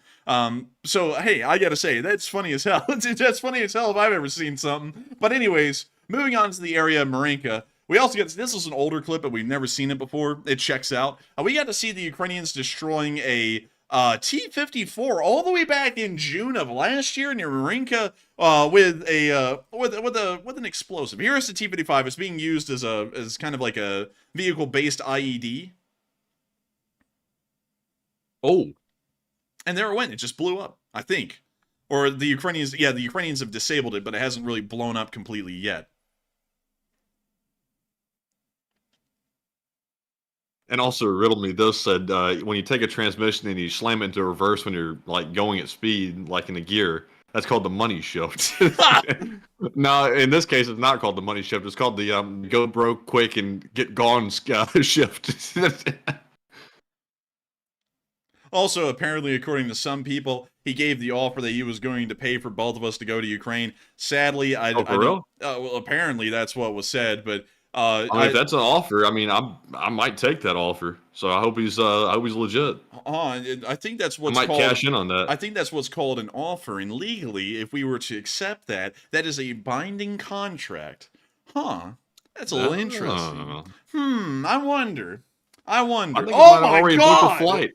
All right, just a minute. It just blew up like that Oh my offer. Did you see God. that? Yeah, did you see it? Look at that. Okay, any second. Holy moly! That was a Tsar Bomba.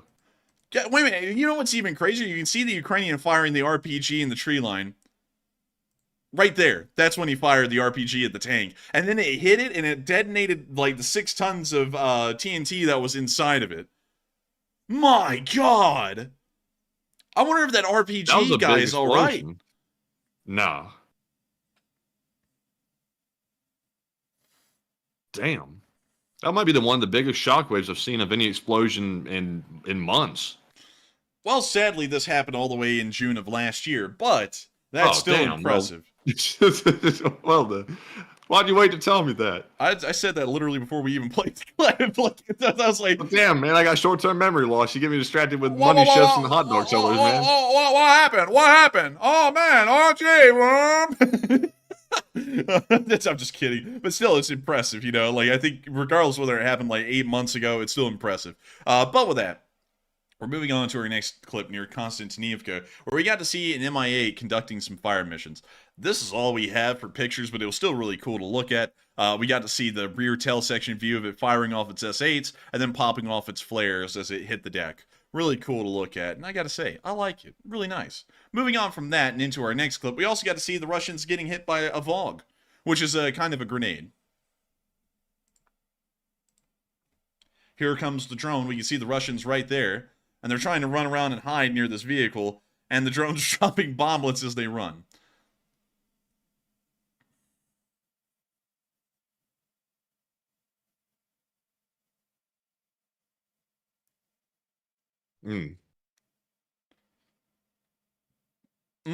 Oh, spicy.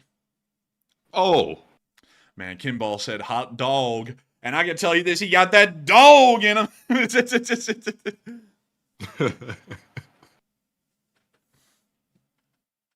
look at that. M81 Woodland said a shockwave like that will rustle your jimmies. Man, I'm telling you, it'll do a little bit more than that. Rustle your brain cells and stuff too. I think it'll also jiminy your crickets, because that was like a nuclear explosion coming from the tank. Man, Sarbomba. It's a Sarbomba. The basic answer for everything, Sarbomba. Yeah. Dude, we that was a 50 kiloton nuclear explosion, by the way. I think the largest one we've done is 20. No, I take that back. It was large. That's the largest one we've actually like dropped on something, like not just in the desert or at the atoll.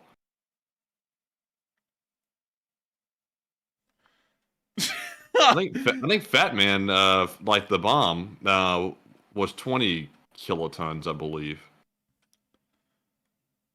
Oh, Matthew, by the way, the little boy was 15. By the way, apparently I've gotten a little bit more info, just to share with you real quick about the offer. You know, the one, apparently it's a full expense paid trip for us to try and go over to Ukraine and then go die on the front lines. So it's another veiled death threat, basically? Yeah, it's another veiled death threat. How shocking! Wow, I'm sure that person is well mentally balanced. Certainly not on the Peruvian blow again. That's for sure. But you know, if the offer is open, I mean, you know, send me that check and we'll hand over. Can we give him a counter offer?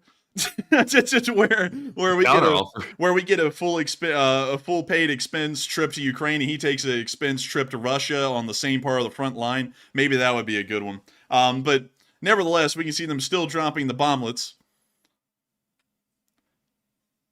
Or better yet, have him fly to Russia, and then we tip off the Russians he's there. What about that? That'd probably be a good one. But anyways, that's the end of that clip. Pretty nice to see, and good to know the Ukrainians are still dropping the VOGs here and there and everywhere about. But moving on from that and into the area of Volnovakha, we also got to see the result of Ukrainian missile strike well behind the lines. Everyone's saying, no, don't go. Like, I'm seriously considering that. Nah, I'm good. Man, I realized ever since I called Lavrov's mother a horse or something like that, I realized that I think going to Russia or Ukraine right now might be off the menu. That's in there, man. I want that. It's not on the menu. Hey, Kojak, please, by all means, have him look into it. I'd be more than happy. But let's see. We can see him looking around, and it looks like things are hot and toasty in here. Oh, and also, by the way, a correction: the SAR bomb is apparently 50 megatons, which is a whole different ballgame than kilotons. So, it was a pretty big one. I remember that. I believe, if the story goes correctly, they were going to try and test a 250 megaton bomb, but they decided not to because the Soviet scientists were afraid it was actually going to crack the Earth's crust. So then they went with 50 megatons instead. And then Oppenheimer thought he was going to set the atmosphere on fire and ignite the ionosphere or something when he set off his first one, but luckily it didn't. That bet paid off because we'd all paid pretty preciously for that. Man, the air is a little spicy today. There is no air, actually. It just burned it off. Man, it's tough to breathe these days.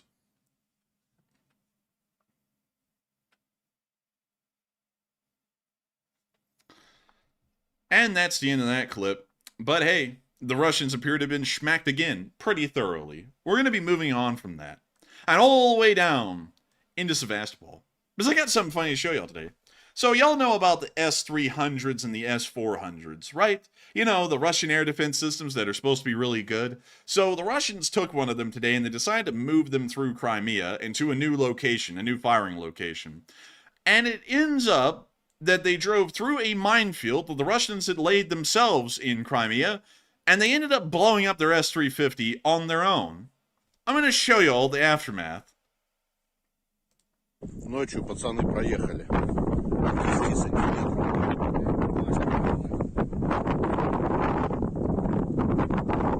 Вон они их там. Там, шахмат. We see the tracks through the field, and we can see the S-350 blown up from the mine. And with that, that's the end of the clip.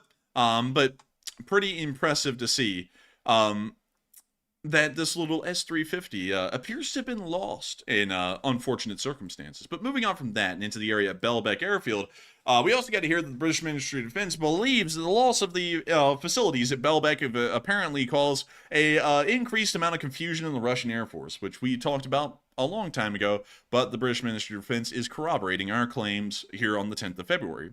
So I got to say, absolutely incredible. I love to see it, and of course, incredible. We're going to be moving on from that and into the area of Novorossiysk, where we all also get to hear a Russian naval officer bragging about slamming missiles into the 5th floor of apartment buildings in Ukraine. This is the actual quote. Of course, it's not translated here in the clip, but the serviceman of the Russian cruiser said, "We see an entrance of a 5-story building, and when we shoot, it hits accurately, at most into the next entrance." Pretty much admitting to hitting apartment buildings, not, military site or anything like that. But here's the actual clip, and it seems like the Russian news reporter was filled with glee to hear this. По, скажем так, точности наведения, там буквально сантиметры. Сантиметры. И это касается в том числе и циркона? Циркона, да. То есть если стоит перекрестие, можно вот как снайпер попасть в перекрестие? Практически да. Если вот стоит 5-этажный дом, то мы прицелились в подъезд. То где-то вот. Okay, so who in the hell is letting him eat all of the service members on board this ship? This man needs to be put on a diet. It's like how in the hell is he this fat in the Navy? It's like This fellow's in charge of the ship. I'm not sure if this guy is the captain or if he's just a crew member, but he is on the bridge and it looks like he is the captain, so he might be the captain. Dear Lord. Dude, I watch out for this guy, man. This is Captain Lunchtime. He's also not very bright either, because I'm sure his commanders have told him to not say stuff like this out loud because it's evidence of war crimes, and Putler and the gang are trying to keep that secret. So this guy's not exactly bright. He really, honestly, he doesn't look like he belongs in the admiral position, but apparently that's all Russia's got. Oh, he's a captain, most likely. But still, it said he was an admiral in the post I saw earlier that I talked about. Let me go check. Huh. Interesting. Let's see here. What? It says on Nexta, this fellow is Admiral Gorshkov. What? He's not a captain? He's an admiral? This is the admiral? He's an admiral. Dude, this guy is a little big to be an admiral. Damn. Yeah. Dude, like where does the chin end and the neck begin? like we're asking real questions here. Wow. Anyways, the Russian Navy is in rough shape, I think. And also, thank you for correcting me on that, Matthew, because I was so certain the guy was a captain to be completely wrong. But moving on from that and up into Krenki, we got to see near Rodensk that the Ukrainians were hitting some Russian forces still. Wow! And there goes the little Russian truck here.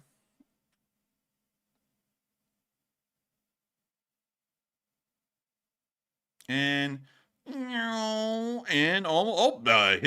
and there it goes. That was a loss. That was a No, loss, boss. they showed this picture like it was like a unfortunate funeral scene, like Dude, playing that. dude, you know, this had the same zoom in effect, like one of those news things where they're like, all he was doing was absolutely nothing. He was simply robbing a gas station when he was fatally shot. Like, it's like that same kind of zoom in. Oh man. Man, he didn't do nothing. He didn't do nothing. All he was doing was robbing a gas station, like all the kids these days are doing. And speaking of all the kids these days are really pimping their rides, because we got to see a Humvee kitted out with two 50 calibers, dual mounted as an AA defense system. I have to say, this goes hard. It does. That's sick. Man, I like this thing. Is that a muffler? Where? Oh my lord, it On the is! left? It is! Dude, that's not stock. Look at that. That's crazy, man. It's like a semi-truck muffler on the side. Dude, this goes hard. Like, this really does go hard. The Ukrainians are pimping their rides, man, and I'm loving it. Because they make them look really cool. I mean, you know, the muffler's kind of a little wild, but the dual-mounted machine guns? Dude, that's sick. Man, I bet they've straight piped this thing. If they've added a side exhaust like that, it probably spits flames. You can probably wake the neighbors up with this one in the morning.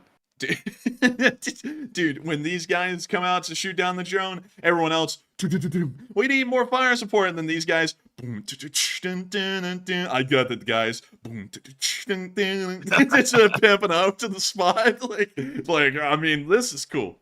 I don't think anyone can deny it. This is cool as hell. But moving on from that, it's time for us to get all the way up into the end of the news, because y'all aren't going to believe it tonight. President Zelensky did not have a speech for today, at least last I checked. What? I'm going to click on it again, and we're going to double check, because I made sure to check tonight, and there was no speech for today. Yep, this one's from the 9th. This is the one we talked about yesterday, and then this one's from the 8th. So there is no speech for today. So we're actually going to be moving straight into talking about what y'all want to talk about in the question segment. So what do we got, Matthew?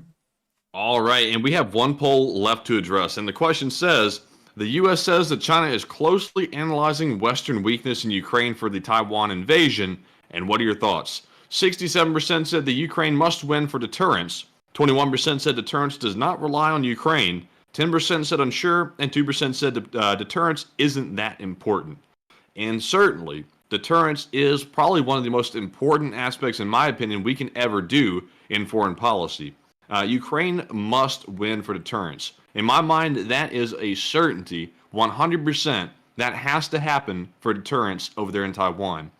China is trying to see how Russia's going to fall, if they're going to fall. And I think we should send the message to China that if you decide to do something stupid, like invade a sovereign country that is perfectly coexisting with your country, then you should probably pay the ultimate price, which is your country basically collapses. And we need to show China that's actually going to happen. If we don't, China might decide to test the waters just like Russia did and invade Taiwan and cause a international disaster. So, Enforcer, what say you? I would have to say, in my personal opinion, that it doesn't sound like a smart idea for the Chinese to try and invade Taiwan. I have to say that personally, they'll pay quite dearly for that one, because it doesn't seem like the United States is taking the same stance on Taiwan that we're taking on Ukraine, even from the outset. Also, I just got to say that if the Chinese try and pull anything on the Taiwanese, we're going to be giving them that yin yang treatment, you know what I mean? And we're going to be really hitting them with that Wuhan Nanjing, you know? We're going to be getting them good. But nevertheless, beyond that, because I don't want y'all to think I'm some kind of a Jinan or Qingdao or something like that. Moving back on, I'm just kidding. I'm just reading off Chinese city names. But anyways. You said one city that scared the hell out of me for a minute. Oh, what? Wuhan?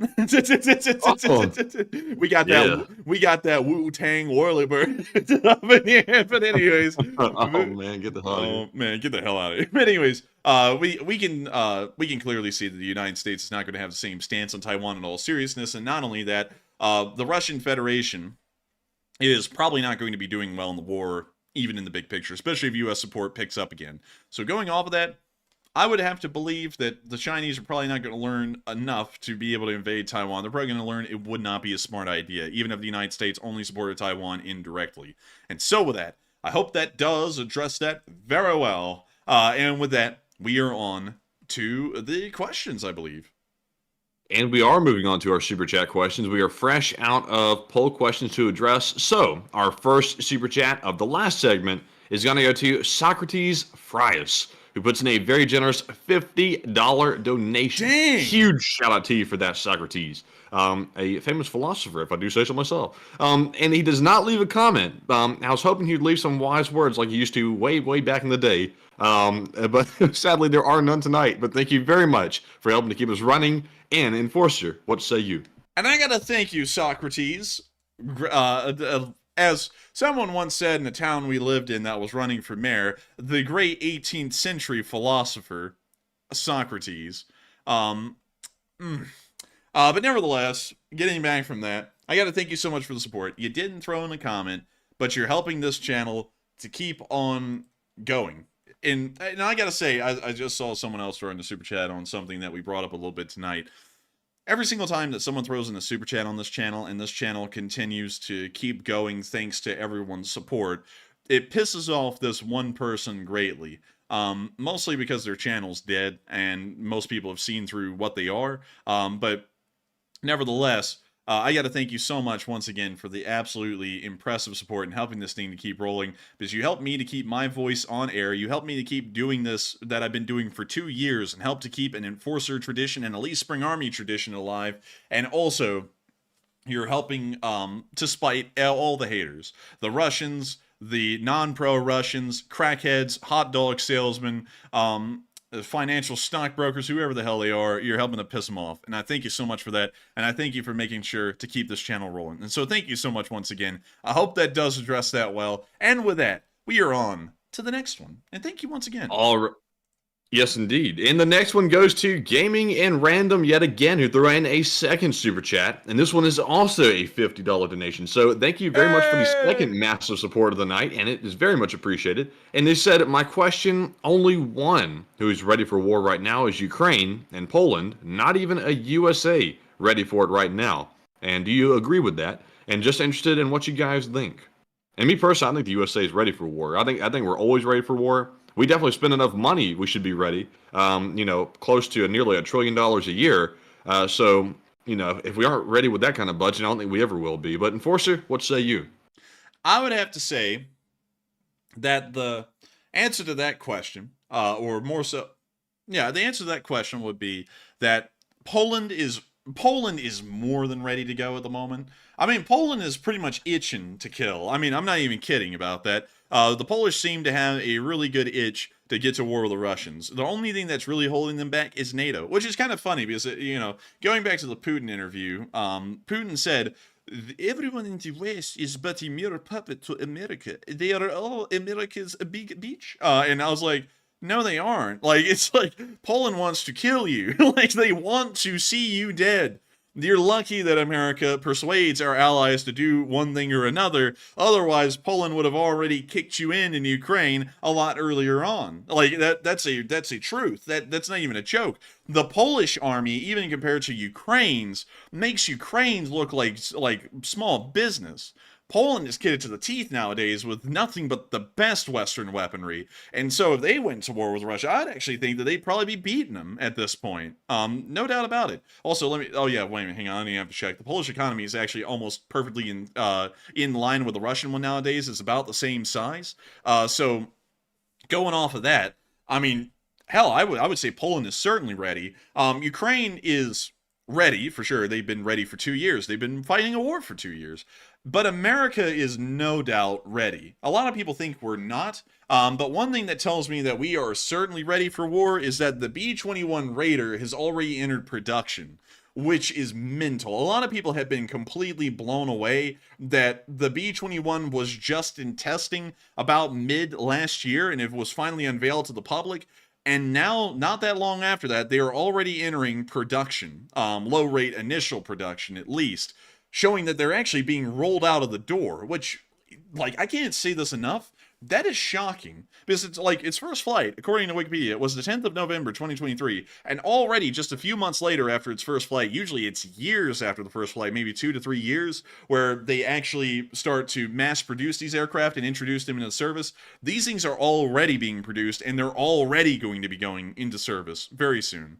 So going off of that, America's ready. A lot of people have just been fed propaganda from outside nations like Russia and China that want the American public to be afraid of a possible confrontation, and they want people to believe that the United States is not ready, but we're ready. I mean, we don't spend, I think at this point, it's like 800 billion US dollars a year for nothing. That money is being spent well. Amen. I thought you said, dang, man. I was like, what? I was like, held up, what? Dang, man, amen. All the same thing. God dang, man. But still, the United States spends $800 billion a year for a reason. We spend $800 billion so that way we have weapons like these. The Russians and the Chinese can't even fathom to have weapons like these. They seriously cannot. It's just out of their abilities at the moment. The Chinese might catch up in like 5-10 years maybe, but the Russians are never going to catch up. They'll never have the ability to make something like this. The Russians will never, ever hope to have a $500 hammer either. Like, our Gucci hammers are unrivaled. Yeah, and also, that's another thing that tells you that America really knows what it's doing. And also, that whole thing about, you know, the government spending money ludicrously like that, it actually is a point. There's, like, I looked into that hammer, and apparently it's a specific hammer that has to be made where it resonates a certain frequency, because otherwise it could end up damaging a critical component of a missile. Oh, come on. Come on, man. Hey man, you know, it's that same thing where the people went and, like, the space agencies, NASA spent tens, like hundreds of thousands of dollars to make a pen that could work in space. The Russians just use a pencil. Why can't we be like Russia? And the reason why is because a lead pencil in space, if you're writing with it in not the lead, it's graphite actually, but if the graphite cracks in space, it sends these tiny little particulates and fragments throughout the cabin of the space station. It can end up getting into the computer components and destroying them, because computer components in space stations and space vehicles are usually incredibly fragile. So that's why we spent a lot of money making a space pen, and that's why the Russians use a pencil, because of course safety is the last thing on their list. But moving on from that, we don't spend money for nothing. America is ready to go whenever we need to be.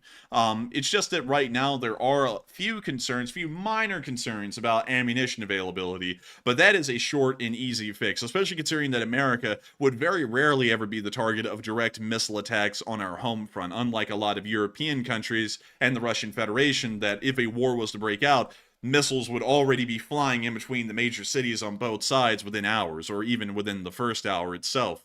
But with that, I hope that does address that quite well. And I hope that lets you know what I'm thinking. And of course, I'm an American, and you know, I might be a little bit biased, but you know, the budget itself, the budget speaks for itself. Res ipsa. The thing speaks for itself. I'm still remembering a little bit from law school, but still, thank you so much once again for support Gaming Random. I hope that does address that well. And with that, we are on to the next one. And the next one goes to Jolly Hiveling, who's a longtime channel viewer who throws in a very generous $50 donation as well. Hey! Thank you so much, Jolly, for that support. And they said, thank you for y'all's effort with updating us with the news, and it's much appreciated. And of course, Jolly Hiveling, it's our pleasure. Like those folks at Chick-fil-A say. They say, yarr. They said, sorry, my R button was stuck. Yarr. I see. What was that supposed to be, though? Like, if the R button didn't get stuck, it's supposed to be yar, like, or ya, I guess ya, or something like that. I'm not really sure, but the R, that sucks when the R button gets stuck. I'm telling you what. I'm telling you. Avast ye scurbies, yar. But still, yar. Thank you so much, Jolly Hiveling, for the support, and thank you so much for that. And also, good night to BC Scamming. I see you getting off right now. Sleep Good well, night. BC, and thank you once again. And moving back into Jolly Hiveling's support, thank you so much for enjoying what we do and appreciating it. It means a lot to me. The kind words mean a great deal, and also it means a lot that folks not only say kind words, but they continue to support the channel and make this thing possible, because kind words are the best thing ever. They make Matthew and me so happy to always hear. But when people throw in support, it actually helps us to make sure that we can stay around so that way people can have kind things to say. And I thank you for that. You're helping us to keep this channel running. You're a part of that tonight. And you're a part of making sure that the Enforcer exists and that the Lee Spring Army continues to thrive. And so thank you so much once again. And yar! And with that, we are on to the next one. And the next one goes to Brendan Gee, who puts in a $20 donation. Thank you very much, Brendan, for that support. And he says, a good day. And do you think the lack of USA support for Ukraine could push other countries to reevaluate their protection from America and relies on nukes are the only way to be safe? And thank you, LSA. And thank you so much for the support, Brendan Gee. And also to answer your question, and thank you for the 5th super chat in the history of the channel, by the way, and helping it to keep running. But the answer to that question would be, yes, probably many countries are looking at that, but no country will be able to do that because the nuclear countries in the world usually like to make sure that other countries don't get nuclear weapons. There's actually a non-proliferation agreement out there in the world that says that these countries in particular are allowed to have nuclear weapons, everyone else isn't. And whenever anyone else is believed to be making nuclear weapons, that's usually when there's some kind of an intervention and then they're stopped. Although there seems to be a little bit of an exception with Iran and also North Korea, which are rogue states that either have nuclear weapons or are believed to be developing nuclear weapons at the moment. So most of the time that won't be the case. Like, for example, with all of the European countries outside of the UK, France, and the United States, none of them are ever going to get nuclear weapons because that will be a big no-no from the nuclear powers of NATO, the 3 major nuclear powers of NATO. Also, for countries like Japan, they're not going to be making nuclear weapons. Really, everyone that's in the Western aligned world, they're certainly not going to be making nuclear weapons. And the Chinese and the Russians don't really like to see the rogue, well, not really the rogue states, but kind of their allies making nuclear weapons either, because then it kind of removes them from being in control of their sphere. Then that little power might have a little bit of control of its own. But with that, I hope that does address that well. It's mostly about non-proliferation, and while many countries would love to do that, no doubt about it, they probably never will be able to get the chance. And so with that, thank you so much once again for the support, Brendan Gee, and thank you once again for helping this channel to keep on running. And of course, long live the Lee Spring Army, and thank you for throwing in a super chat to kindle the fires to keep the Lee Spring Army's flames alive and hot. And with that, we are on to the next one. And the next one goes to Point of Guinness, who puts in a $20 donation. And I guess we have the Point of Guinness. I thought it was a pint. But we have the Point of Guinness. And thank you very much, all jokes aside, for that support. And he said, I watch a channel called What's Going On with Shipping. And he always saying the USA Merchant Marine is lacking because it's an aging fleet that's undermanned and needs replacing. And it's not ready for a World War event. Uh-oh. Walter A. Lakota is not going to like that. He's not going to like that. It doesn't look like Walter A. Lakota is here at the moment, which rip. Good. I hate He'd that. be very angry. Yeah, I would love to have Walter A. Lakota in here. I would love to hear his input because, believe it or not, Point again, it's we actually have a member of this channel. And when I say member, it's not like a paid membership or anything. I just want to make that clear because I think that's really tacky. That's why we only do super chats. But we actually have a member of the Lee Spring Army, which is the channel's community, that is a part of the Merchant Marine, Walter A. Lakota, who is here pretty often when he's not underway at sea. And he's probably got some very interesting opinions on that. I think he's actually talked about how the Merchant Marine has kind of been screwed by the U.S. government since Vietnam, or a little bit before Vietnam. But nevertheless, it does sound like the Merchant Marine is being overlooked, underfunded, and not focused on, which is very unfortunate because the Merchant Marine was a vital part of the United States' efforts during World War II and even beyond. And so with that, I got to thank you for the support, and I would have to say I'm going to have to look into that more because I don't know a lot of exact details about the Merchant Marine to be able to tell you about their limitations and their abilities given a World War scenario, but they probably would be in a tough spot, at least from what I understand, because really nobody even knows what the Merchant Marine is these days, which is so sad when you think about it, but still, I hope that does address that well.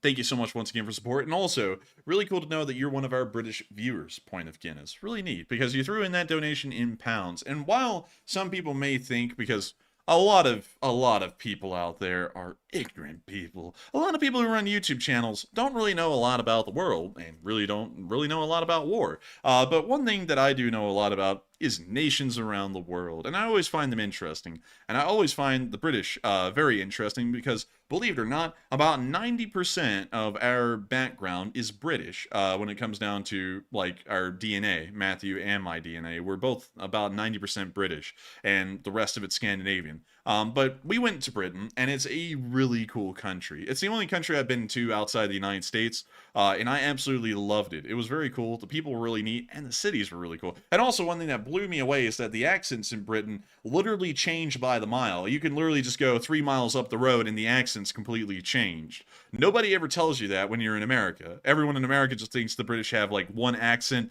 the Scottish have one, and then the Irish have one. What they don't tell you is that literally everybody in the British Isles has a completely different accent, depending on where they're from.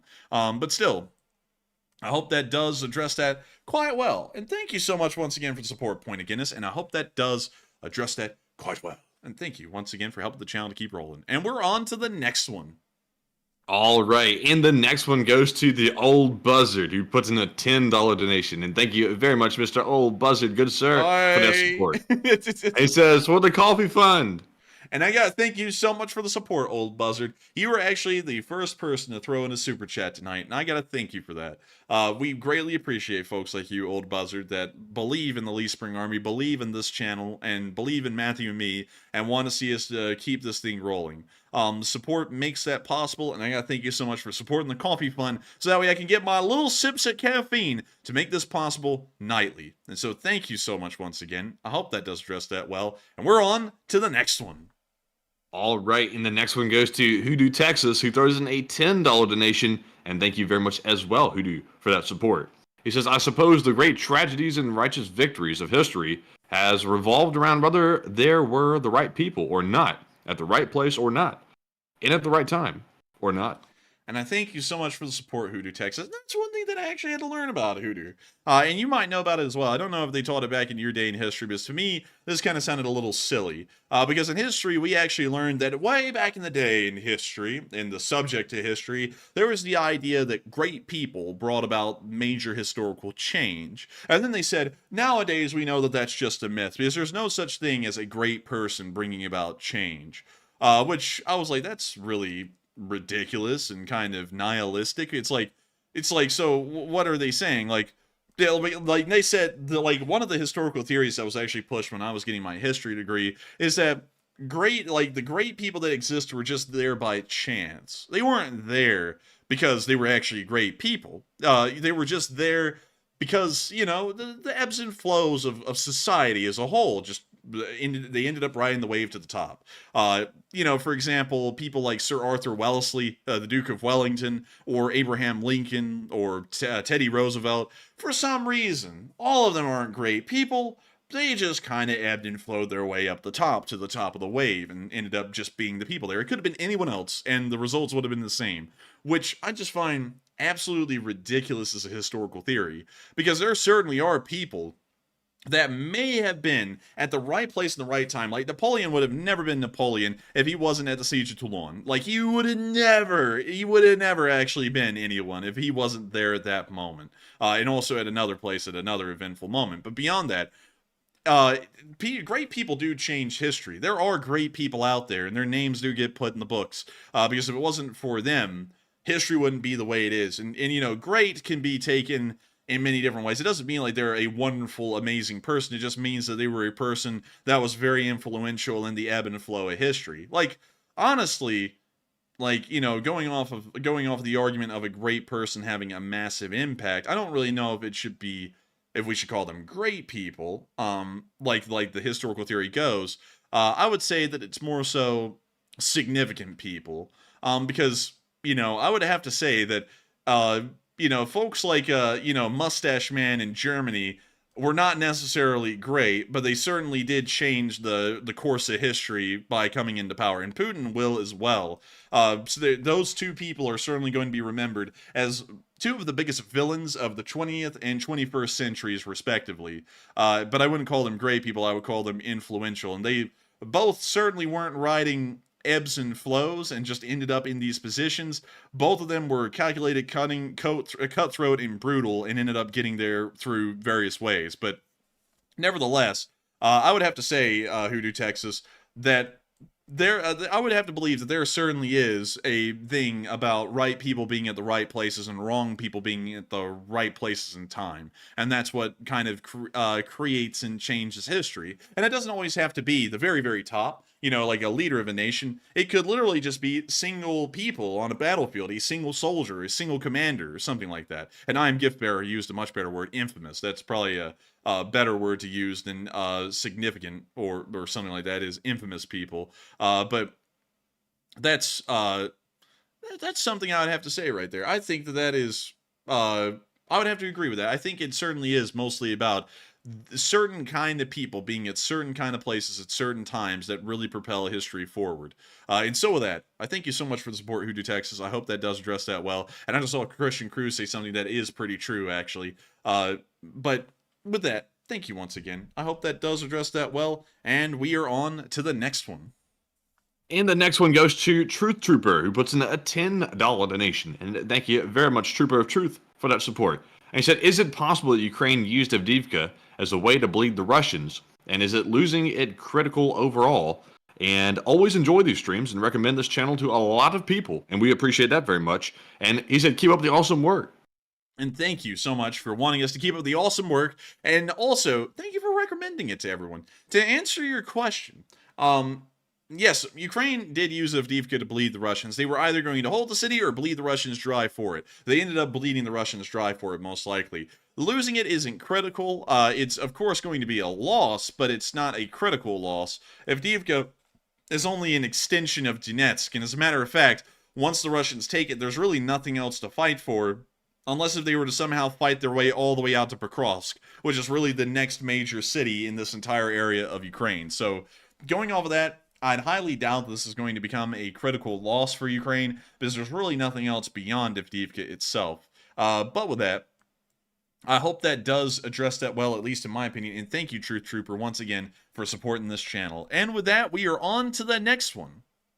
And also, I see the Blazed Operator in the chat said, oh my gosh, Matt's back. I've missed so much. And I'm telling you what, you've been missing out, man. You've been missing out. I've been back for about, I think, a week now. So after a little small hiatus, I've gotten it all figured out and decided this is the place where I belong. So also, welcome back, by the way.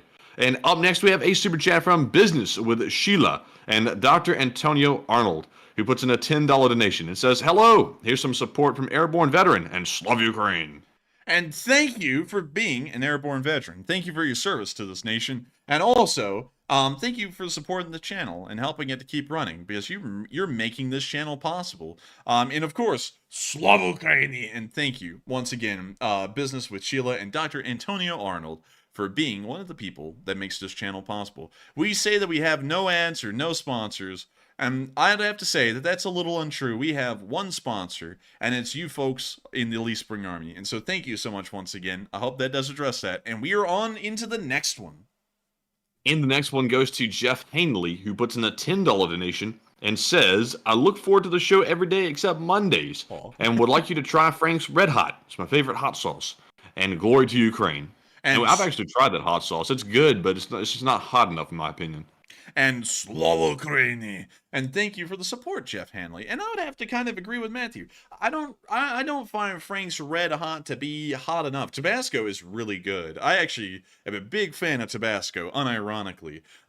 It's my favorite hot sauce, but then again, I haven't really tried many hot sauces. Tabasco was like the one I got, and I was like, you know what, I'm sticking with Tabasco. But I'm going to try that out again. Maybe it is good. It's just, I tried it, I think, like a year ago or so maybe my memory is not too good on it. So I'll try it again. And so with that, thank you so much once again. And I hate to hear that you look forward to every day but Monday. I know, Monday is the only day that this channel does not run a stream. But hey, at least every single Monday, everyone can remember why they do enjoy the channel. I guess it can be looked at as it's like a moment like that. And I thank you so much for enjoying the channel enough that you would want to see us on every single day, including Monday. And your support helps to make it possible that we're on 6 days a week. That's what your support is going towards.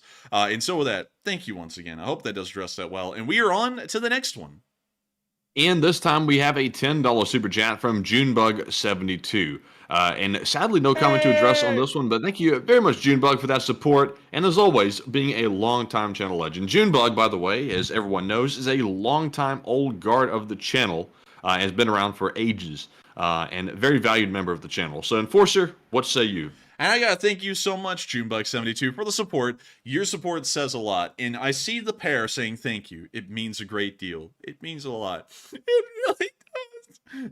But nevertheless, thank you so much. You're an old guard, been here forever, and I gotta just say, it's great to know that you're here tonight and you want to see the channel continue to go. And so with that, we are on to the next one. And the next one goes to Hoodoo, Texas, yet again, who puts in a 10 this time and says the Senate has not, I repeat, not yet passed the aid bill yet. The 64-19 or 67-32 vote was to advance it for debate. Tomorrow, Sunday, they will decide whether to fast track for the final vote. And Hoodoo, I did see that earlier today. I believe you got a majority, like you said, to advance it for the debate, and it is not passed. And I believe the other night I might have said it actually passed the Senate, which was incorrect. I want to make a correction on that. It still needs to pass the Senate, which is sort of up in the air from what I read today, and then it needs to go through the House as well. So it's definitely not a done deal as of yet. And in fact, it's actually a little bit further back than we thought. So, hopefully it gets passed. We need that to pass desperately for world security. And hopefully people can put, priorities ahead of their personal, sort of vendettas and things like that. But Enforcer, what say you? I would have to say thank you for sharing that. I just pulled that up, and I did in fact get that information incorrect. It's not been moved to the House. It's still in the Senate. But thank you nevertheless for sharing that with me, so that way we can make sure to correct that on air. And of course, Hoodoo, Texas, you are an invaluable asset to the Lee Spring Army and one of our fact checkers, because that was a completely incorrect statement earlier in the stream. But with that, thank you so much once again. I hope that does address that well, and we are on to the next one. And the next one goes to Andy L., who puts in a 10 and says, long live the LSA and Putin is KGB. And he lies. And I will support Ukraine for as long as needed. Oh, and I ate a zebra meat hamburger. I prefer Texas beef. And I'll tell you what, I didn't know it was actually like, I didn't know it was legal to eat zebra. I've never heard anybody eat zebra ever before. That's definitely out there. That's wild.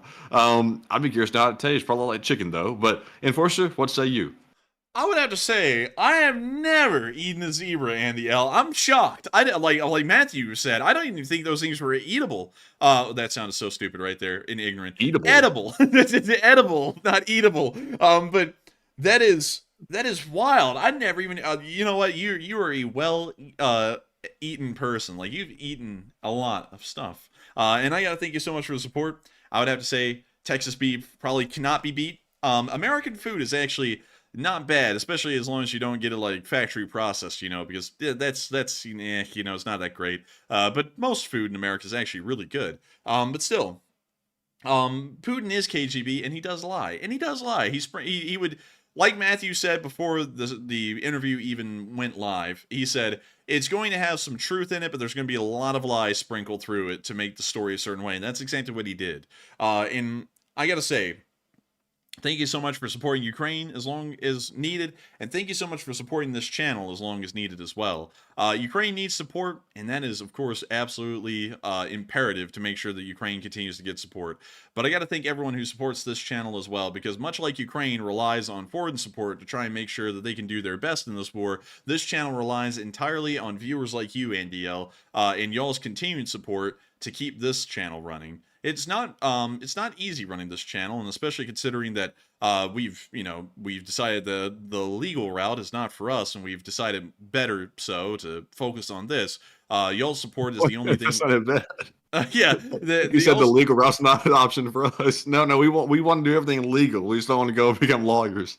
Well, but nevertheless, man, the legal route's not for us. I'm telling you, man. We're going the illegal route, but still, I got to thank you so much for the support and helping this channel to keep on running, because you're helping me to keep a not only a dream alive, but my passion alive for Ukraine and the Western world. And so, thank you so much once again. Indeed, and my passion too. And also, by the way, while we're on the topic, speaking of Putin being KGB or former KGB. I noticed watching back that interview during certain segments of it, based on some highlights I saw on Twitter and social media, that Putin was actually using some of those old-style KGB tactics to try to intimidate Carlson during the interview. At one point, he literally told him, he said something about him Tucker wanting to join the CIA at some point earlier in his life, and he sort of mocked it a little bit to like put him down a little bit. And you could tell by the look on Carlson's face that cut that guy deeply. You could tell when he said it. And that's like old KGB stuff, like bring up some aspect of like, where their family lives, what they wanted to do for a career when they were younger, or some sort of like obscure life fact to try to get an edge like psychologically over people. It was weird. Like Putin had like a full on return to that KGB like attitude in that interview. Did they also point out like the trust building element where he brought out like the packet and then he never backed anything else up with actual facts or an attempt to back it up with hardcore facts? Yeah, he was using all those tactics, like the not really the good cop, bad cop. He's only one guy, but he was kind of doing that to a certain extent, the best he could with one person. Like the whole thing was just a power play, and for people to say that Carlson was favorable to Putin, he may have been prior to going there, but I guarantee you he's probably changed his mind somewhat since then, because that interview was not good for either one of them, especially not for Carlson. Yeah, but the honest truth is, Matthew, is that regardless whether Tucker came out of that feeling like he got emasculated or not, one thing that I'm going to be honest with you all is that Tucker doesn't have a choice to start to say that he doesn't like Putin, because you see his audience is a certain group of people that actually likes Putin. I mean, like that's why he went and did the interview, and that's why he was allowed to, is because the Russians realized that his audience is largely pro-Putin or pro-Russian. And so if he sat there and started to speak against Putin, his audience is probably going to turn against him, and he's going to lose this fame that he's kind of gotten through the actions he's taken or has been forced into recently due to certain events. So he's never going to have the actual choice to say, I don't really like Putin anymore for that. He's just going to have to continue to say, Putin is a genius, like so many goofy people on Twitter are saying today, going, he's a chess master.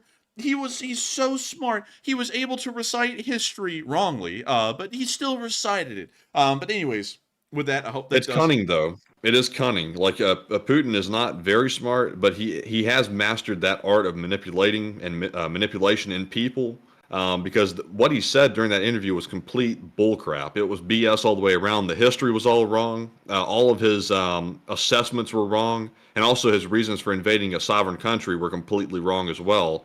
There's actually no justification for that in the modern era, and he came up with several. But it's just horrible to think that interview literally brought us no new information whatsoever. All it was basically a rehashing of the old propaganda that Putin's constantly been repeating throughout the entire war. And, I'm not even really sure what Putin was hoping to accomplish by that, except for basically show the Russian population that he basically could put down an American journalist. And I know people are going to say he's not a journalist, but that's the way he's perceived by the Russian public as a journalist. And Putin basically, like I said earlier, punked him. That's the only propaganda value I see in it.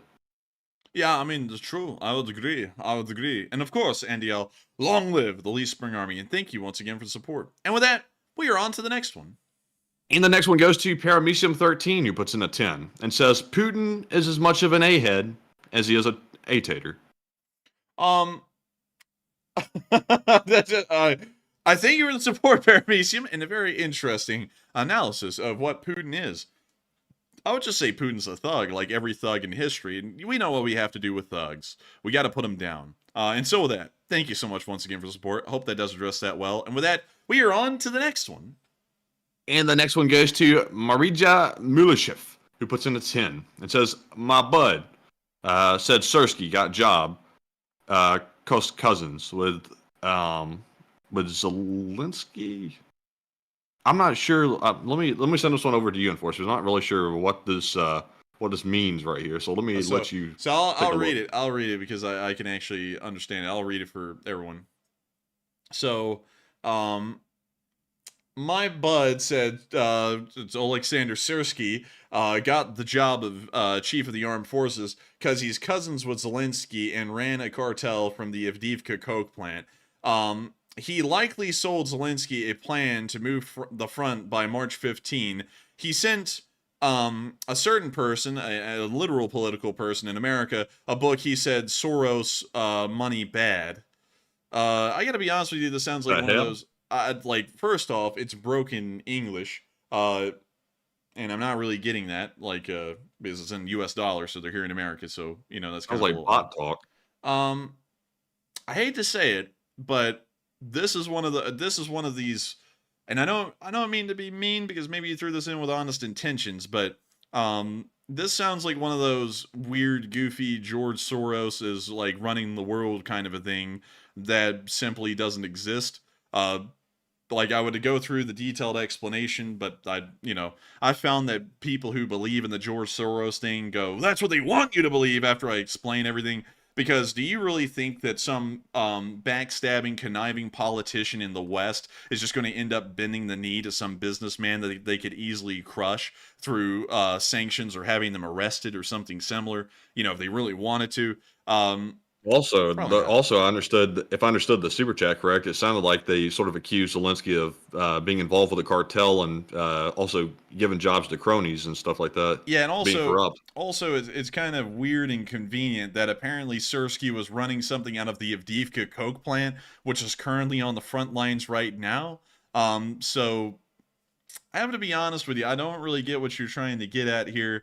And also, like, I hate to say this. I think you're already going to be hating me, and I'm sure we're about to be getting cussed out in the live chat because this is usually how that goes.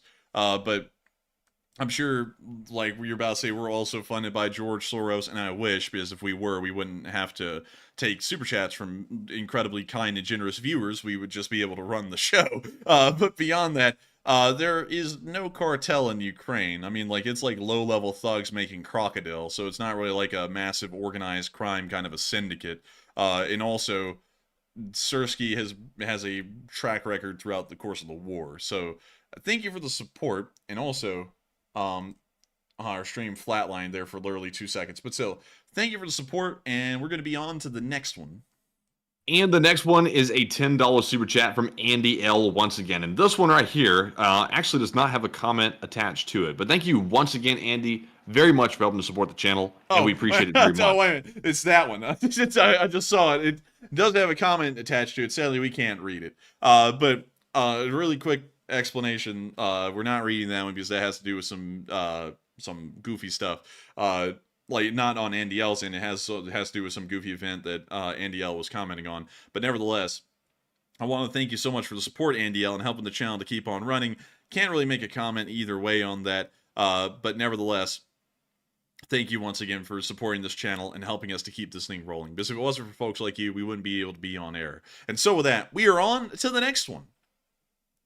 And also, by the way, I believe Marija, the one who just sent in the super chat that we called bot talk just a moment ago, I believe that they might have been joking. I can't really tell, but I'm asked them in the live chat, did we misunderstand? And they said yes, big time. So I think the entire super chat might have been a joke, but I think we might have misunderstood because the English was a little bit, off there for a second. But Marija, if that was a joke, then I think we had a big misunderstanding on that. So sorry if it was a joke, but it came across on like bot talk. And I'm not blaming you for the the English being a little bit broken there, because I understand if that's not your native language, it might be broken. But that's why we misinterpreted. So sorry about that. Man, they said irony. Hello. Oh no. I'm so sorry, Maria, if that's how it's said. We sadly can't pick up on jokes and irony too well in text form. Usually and it had all the markings of a bot talk, to be honest. It had the markings of it. Yeah, we are so sorry, Maria. I wish we had known. If you want us to make sure to put in captions it's a joke, so that way we know, because sadly we have had people in the past throw stuff like that in, and they are truly sincere. And so I got to thank you for the support, Maria. I'm so sorry that we didn't pick up on the joke, because I actually thought that was a legit thing, and I was like, oh no, how are we going to address that?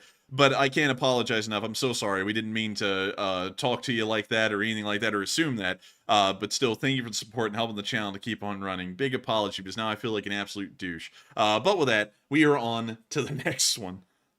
Yes, I'm sorry about that on my end as well, because I misinterpreted that big league. But anyways, up next we have a $50 super chat from Trister1, who's a longtime channel legend as well, and thank you very much, Trister, for that support, and also it's good to see you once again as well. He says, screw bot talk. But Trister, it wasn't bot talk, but screw the bot talk in general, though. But thank you very much for the support. And thank you for the support, Trister. And friendly fire, ceasefire. Maria was just kidding. But outside of just kidding, because Maria did a really good job actually looking like a bot. We actually thought it was a bot. But beyond that, really screw bot talk. I mean, bot talk is, oh my god, it's so repetitive that it's not even worth covering. Because we still have bots coming in now, and especially when our streams get a large amount of viewership, the bots literally come flooding in. It's insane how many bots will come in. But with that, thank you so much once again for that incredible support, Trister1, and helping this channel to keep running, because you're making this thing possible, baby! And so with that, thank you once again. We are on to the next one. And our next one goes to, let's see here, LSA Sergeant Figment, who puts in a 10 once again. Hey! He says, this one is for the boys of the 35th. Initiate, lead, make an example, and win. And happy to be a supporter since the very first week. I love the LSA and keep fighting the good fight. And happy early birthday to Andrew. Hey, and thank you so much for the happy oily birthday. Of course, I will be live that night on my birthday, believe it or not. I will be celebrating my birthday with all of y'all, like so many of y'all have celebrated y'all's birthday with me and Matthew here on air. And I gotta say, I thank you so much for the support. I hope that parachute jump went well today. I heard you say in the live chat that it did, and I'm happy to hear that, and I'm happy to hear that you are back with us, because apparently falling from 12,000 feet is what you did. I couldn't even fathom doing that. I think I'd piss my pants, literally, if I tried to jump from 12,000 feet. But apparently you got some balls. And also, I saw those pictures you sent over Discord today, too, about going on a trip to Africa. Really cool. Y'all wouldn't believe it, but LSA Sergeant Figment has lived a life, like a very adventurous life, completely. Like the life you've lived, LSA Sergeant Figment, from what you've shown me, is one that many people would consider the life of like an author, like, you know, let me think, Tolkien, or let's see, what was the other guy? What was the guy who wrote 1984, Matthew? I'm forgetting his name. Let's see, George Foreman. Orwell. That's George Foreman. Yeah, George that was Foreman. a joke, by the way. That was a joke. I put in brackets. That was a joke. It was a prank on God. But still, I gotta say, one hell of an adventure. Much like Orwell or Tolkien, really impressive. And I gotta thank you once again for the support and being one of the incredible people of the LSA we've gotten to know. And so with that, and also Ernest Hemingway. But Ernest Hemingway Kurt Cobained himself. So like it's like, I don't want you to be Hemingway. But nevertheless, thank you so much once again for the support. I hope that does address that well, and I hope you had an amazing time today. And with that, we are on to the next one. And also, if George Foreman wrote that book, he'd be talking about, you want to buy this grill? No, we don't want to buy the grill. No, I'm not buying it. But anyways, up next, we have a $5 super chat from Hoodoo, Texas. Once again, and thank you very much, Hoodoo, for the generous support tonight and many super chats tonight. He says, if only there was a leader who could look that psychopath in the eye and tell him, you're not going to win. Instead, we send him a sycophant. And I thank you for the support, Hoodoo, Texas. And if you want a leader that can do that, you need a leader like me. Yeah, you need to vote for me in 2040. That's just because I'm going to be honest with you, I don't think we are going to have a leader that's really going to have the balls to do that. You see, Americans these days have been scared into this idea that we're lesser than the Russians or the Chinese, which is absolutely stupid. I think America needs to get back to the kind of mindset where we go, we're not the Russians, and we're not the Chinese, and the crap they do doesn't fly here. This is America. We do things our way. We do our stuff the American way. Yeah, we'll pick up some things from the Europeans and the folks, our friends in the Pacific, and we'll improve things here and there based off of what we see from them. But we're not going to go down the routes of authoritarianism and sit there and go, oh, you know what? We're inferior to them, and we all let authoritarianism roll over the earth like a wave. No, that's just stupid. And if you vote for me for president, that's going to not happen, at least while I'm in charge. And so with that, thank you so much once again for the support, Hoodoo, Texas. I hope that does address that well. And of course, thank you for helping this channel to keep on running, and long live the Lee Spring Army. And with that, we are on to the next one. And the next one goes to Hoodoo, Texas yet again, and this time he puts in a 5 and says Putin told Tucker that once he was awarded the Sudetenland, Sudetenland. and he has Sudetenland, and he has no other territorial ambitions. Oh man, that's got some strong Hitler vibes right there. Yes, I have a trade deal. You give me Sudetenland. I give you World War. It's like, oh, that's not a good one. But still, Hoodoo, the vibes are very similar. Very, very similar. And so with that, thank you once again for support. I hope that does address that well. And John the Red, are you calling me a CIA plant? Are you saying I've been planted by the CIA? Actually, I'm potted plant. I'm not CIA plant. I'm potted plant. But nevertheless, thank you so much once again for the support. I hope that does address that well, Hoodoo, and I like the reference. Good one. And with that, we are on to the next one. Oh man, pot plant. Oh, can I no, we're not talking about pot plants. We're talking about potted plants now. Okay, man. calm down. Now, calm down. Go back to the hot dog. There's bugs under my skin. I have to get another whiff. Give me a line. Oh man. Oh man. But anyways, with that, we're moving on to our next super chat, which goes to Jason Carpenter. He throws in a 5 and says, "Hi guys, serious question here. Why would people offer to help these guys and then turn their backs? When things get tough, it's unbelievably frustrating." Yeah, it's aggravating. I know it is, and I would have to say that is a serious question of mine. Why in the world are we going to support Ukraine so much and then act like we won't? I mean, we're pretty far into supporting Ukraine. There's no point in not seeing this on through. That's the problem with America throughout a lot of history, is that in the end, some people in America just get tired of things, and then we just end up stopping almost all the way through, and then we just let the whole thing collapse in on itself. Like Vietnam, like we could, I'm saying this and I know it's a hot take, but if we had stayed in Vietnam for like another 70 years, we would have ended up probably with a Korea situation where there's a North Vietnam and a South Vietnam, and South Vietnam would have been wildly successful. That's what we probably would have ended up with. But instead, we leave early, and then we end up just screwing the whole thing over. And that's something that I'd have to say I don't get either, Jason, and it is incredibly frustrating. And hopefully people will start to see that that's not a smart move, and they will go back to supporting Ukraine. And so with that, thank you so much once again. I hope that does address that well. And with that, we are on to the next one. And dagnabbit, man, Walter Lakota didn't see the thing about the Merchant Marine earlier. He didn't see it. Walter A. Lakota Jr. is actually here tonight, and he throws in a $50 donation. And I'm not sure. I don't think Walter was here to see the thing that was said earlier, which would have set off a firestorm with Walter for sure.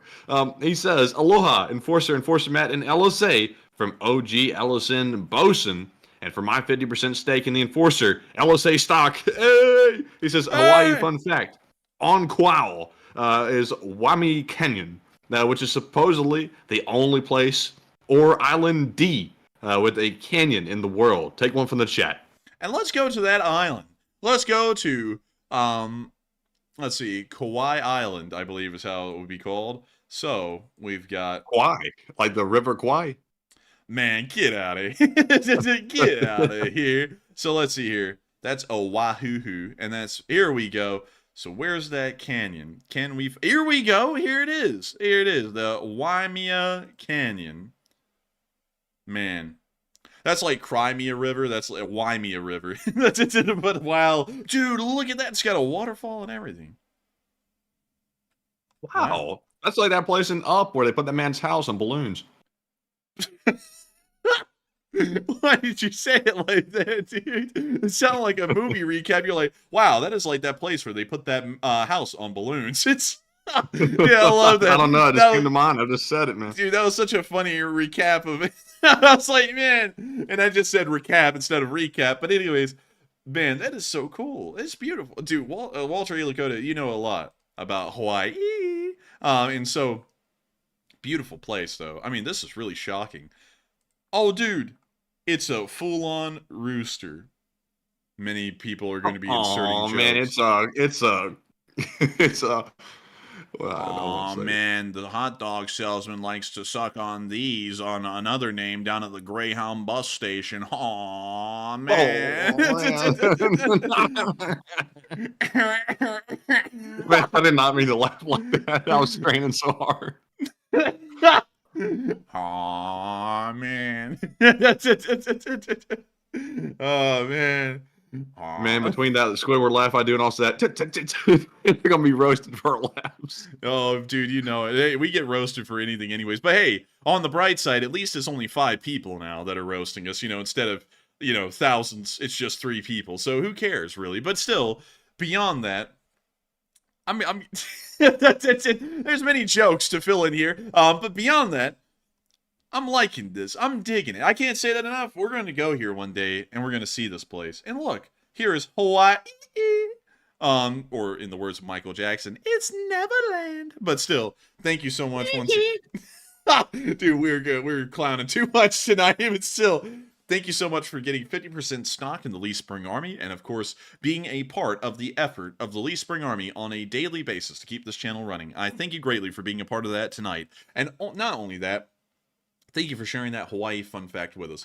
Also, Walter, we had a super chat that came in earlier about the Merchant Marine, and particularly how it may be underfunded and wildly outdated and may not be ready for an upcoming world war. And we were wondering, what is your take on that, being the in-house Merchant Marine member? We would love to know what your actual opinion is, because I can't really speak on it to the depth and volume that you would be able to, considering that you actually have a lot of experience with it. But still, thank you so much once again for the amazing support and helping this channel to keep on rolling.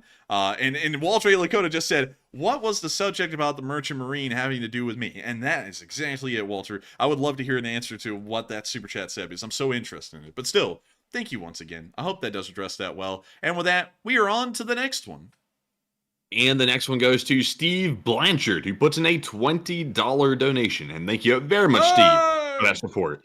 He says, happy birthday to the Enforcer. And to hell with those bisons. And send in the groundhog, aka the marmot.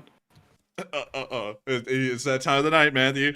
It's that time of the night. Oh, my Lord. Matthew, it's happening. It's happening, Matthew. Oh, no, man. Would you like a some rock? Would you like a hot dog? Would you like a freaking hot dog? Wait a minute. Wait a minute. Zoom in on the fly. Zoom in on the fly. Oh, man. Do you have some rock to spare, good sir? Go to the marmot. Oi, bruv. I don't sell rock to your kind. Get out of here. You have no money. Get away from me. Go. I said leave, peasant. Leave. Aw, man. I'm going to give you another subtle death threat. Aw, man. Shots and blow.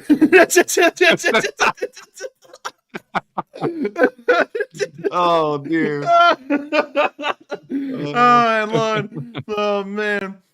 Zooming on the marmot. Zooming on the marmot. Excuse me, good sir. You may not have money to buy rock, but I'll take one of those finely roasted hot dogs. Aw, I'm taking it with man. relish. I hate y'all so much. I'm trying to openly threaten y'all with death. That's great, Governor. Could I have a number 7 with a Pepsi? Oh, man. Oh. Oh, man. Oh, goodness gracious. Oh, that's good. Oh, that's great. Aw, man, I'm going to give you an all-paid adventure to Ukraine so you can get killed. With what money? What freaking money? You freaking broke, bro. You just like, give up and go home. Go get a job or whatever. Oh, man. The fly's gonna steal those grapes and sell it back to the marmot in a minute. Oh, no. You know what? Mind the whole time. You know what that fly's about to do? He's about to go find a line of coke and go vomit on it and then snort it up its nose. Oh, man. Goodness gracious. Oh, we're having a great time tonight. Man, we went unhinged for a solid like 2 minutes there. Like, pull it together, man. Pull it together. But nevertheless, oh man. You know, give me a moment, everyone. I gotta get over that. That was a good one. Anyways, thank you so much for the support, Steve Blanchard. And this channel to keep running. It is folks like you who make it possible, and thank you for wishing me a happier birthday early. It is 5 days out, but I'm happy to get the birthday wishes early. And so with that, thank you so much once again for support, Steve Blanchard. Thank you for being an old guard, and thank you for sticking with this channel and making sure that we can still be here 717 days since the war's beginning. And so with that, we are on to the next one. And also, many people are pointing out tonight, is that an 8-legged fly? Like I saw Melinda saying in the live chat. And I actually pointed that out. I was the first to the punch on that the other day. I said, that fly's got too many legs. It's got a little bit too much. The guy who made this painting was not thinking when it came to the fly. He also wasn't thinking when he came to the marmot or the plums of the rock either, really, because the whole painting doesn't make any sense. But man, it's been great for comedy, I got to tell you.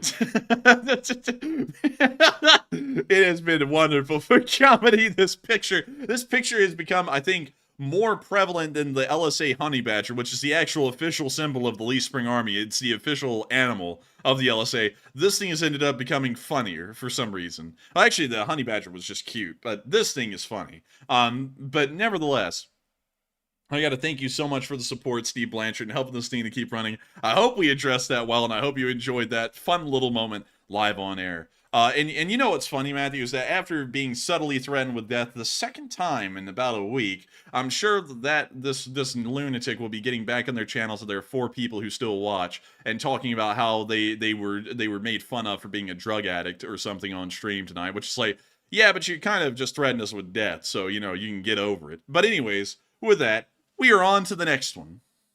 And the next one goes to Ed, who throws in a $10 donation. And this is Irish Ed from Pennsylvania here. He says, hope you two crazy limeys don't hold it against me. He said, I'm Irish Catholic. And of course we wouldn't hold that against you. What make you think that? He says, all on the same side. And FYI, F all the Ruskies. Peace. Peace. Man, I don't know about that being in the same line, though. You say, I'm Irish Catholic. You say, F all the Ruskies. That's a hell of a combo. That's a combo wombo. But nevertheless, I got to thank you so much for the support, Ed, and helping this channel to keep on running. And also, hey, this is America, Irish Ed. Everyone's welcome here, regardless of their religious affiliation or who they are. As long as you're an American, we all are the same. We're all, that's the only thing that matters in America, is if you're an American. And if you are one, you're good with me. And I gotta thank you so much for the support. And yeah, F all the Ruskies, why not? And peace! And of course, I'm not going to hold that against you, Irish Ed. Why would I? Why would I ever do such a thing like that? And of course, long live the Lee Spring Army, and thank you once again. And we are on to the next one.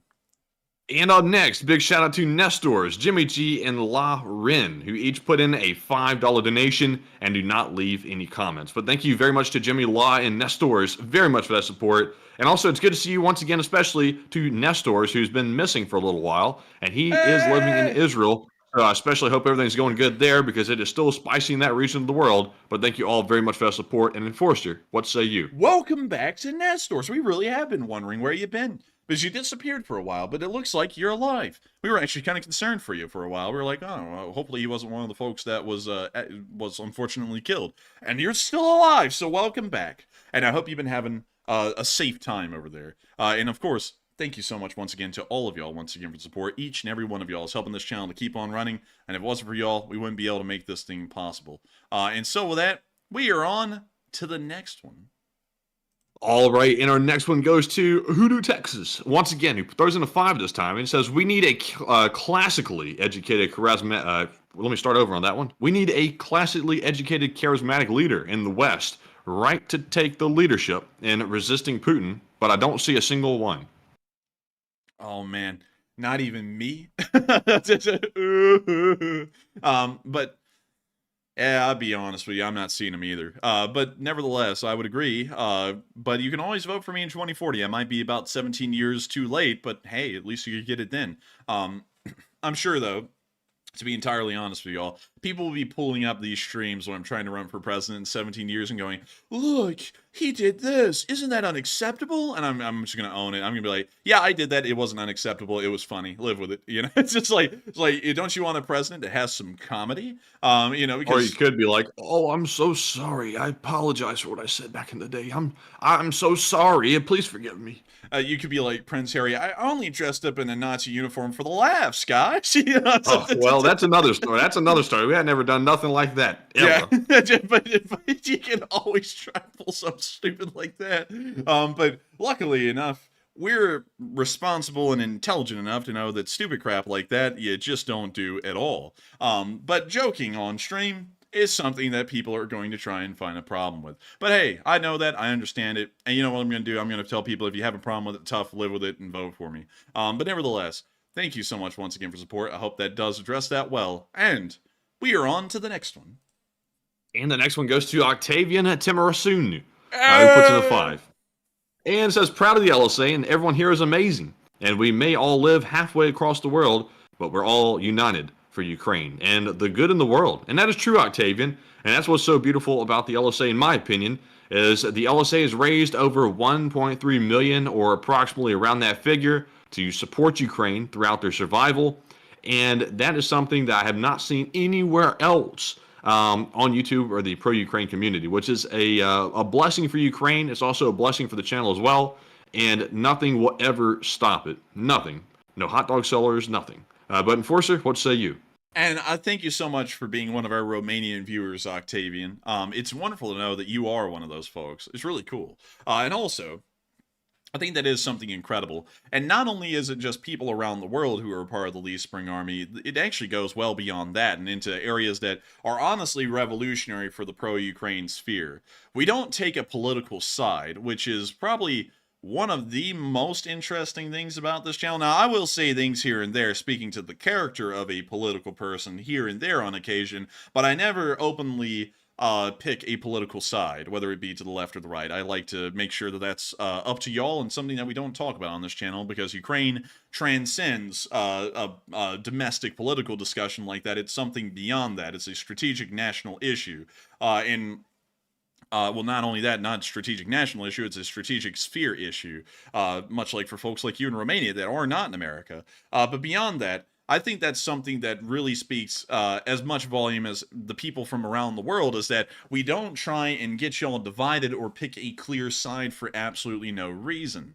And that is completely different. We are the only people in the Ukraine war sphere that do that at this point. A lot of people started off doing that because the truth is that we started doing this before anyone else really did. Like, a lot of the other channels that exist today came around in like the mid to later part of 2022, and a lot of them tried to follow the exact template that we did, where we talk about the news in a certain way and then we also don't get into politics.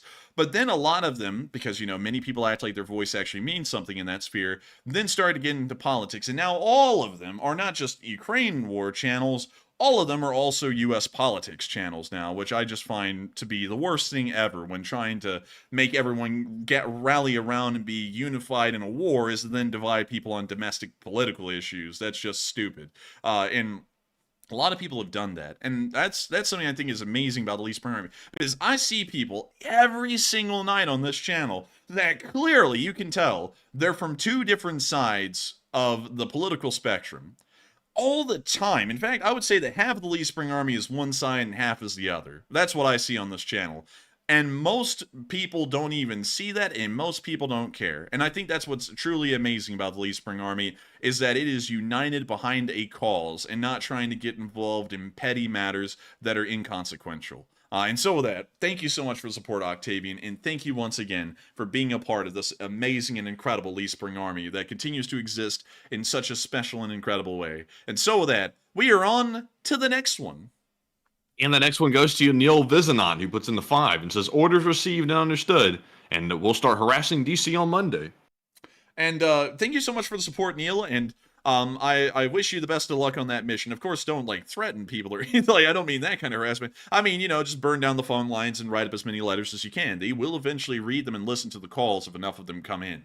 That's kind of what they hope for, as far as getting input from constituents, is that the phone lines get burned down on a certain thing. It gives them a clear message that they have to be doing something. But with that, I hope that does address that well, and best of luck to the entire Lee Spring Army on that mission. And so with that, we are on to the next one, and thank you once again. Up next, big shout out to Catherine F., who throws in a 5 without a comment, and thank you very much, Catherine, as well, for that support. And we also have, a 5 from Carl, who says, late to the show, LSA. And thank you so much for the support. And thank you, everyone, for once again enjoying the channel and helping this thing to keep on running. Folks like you all make it possible, and we greatly appreciate it. And so thank you so much once again, and we are on to the next one. And up next, we have a 5 from Slava Free Something, who makes a big return once again. And he says, Privyet, from your favorite Russian. And in case you haven't noticed the increased Moscow fires, I have returned to Russia. My brother stayed in Poland. And welcome back, Slava Free Something. Have fun in Russia. Fires are warm, and the winters are cold. And of course, thank you so much once again for being here with us tonight and supporting this channel and helping us to keep it running. It means a lot to us, and thank you once again to Slava Free Something for being one of our, believe it or not, folks, Russian members of the Lee Spring Army. And that is another thing that I think is truly incredible, a lot like Octavian was talking about. People from around the world watch this channel. We actually know of Freedom of Russia Legion members that watch this channel that have reached out to us. We also have Russians like Slava Free Something that watch the channel. We do not care who you are, what affiliation you have, or what country you're from. If you are behind the one goal the Lee Spring Army is behind, you are welcome here. And I think Slava Free Something is certainly a testament to that kind of a belief.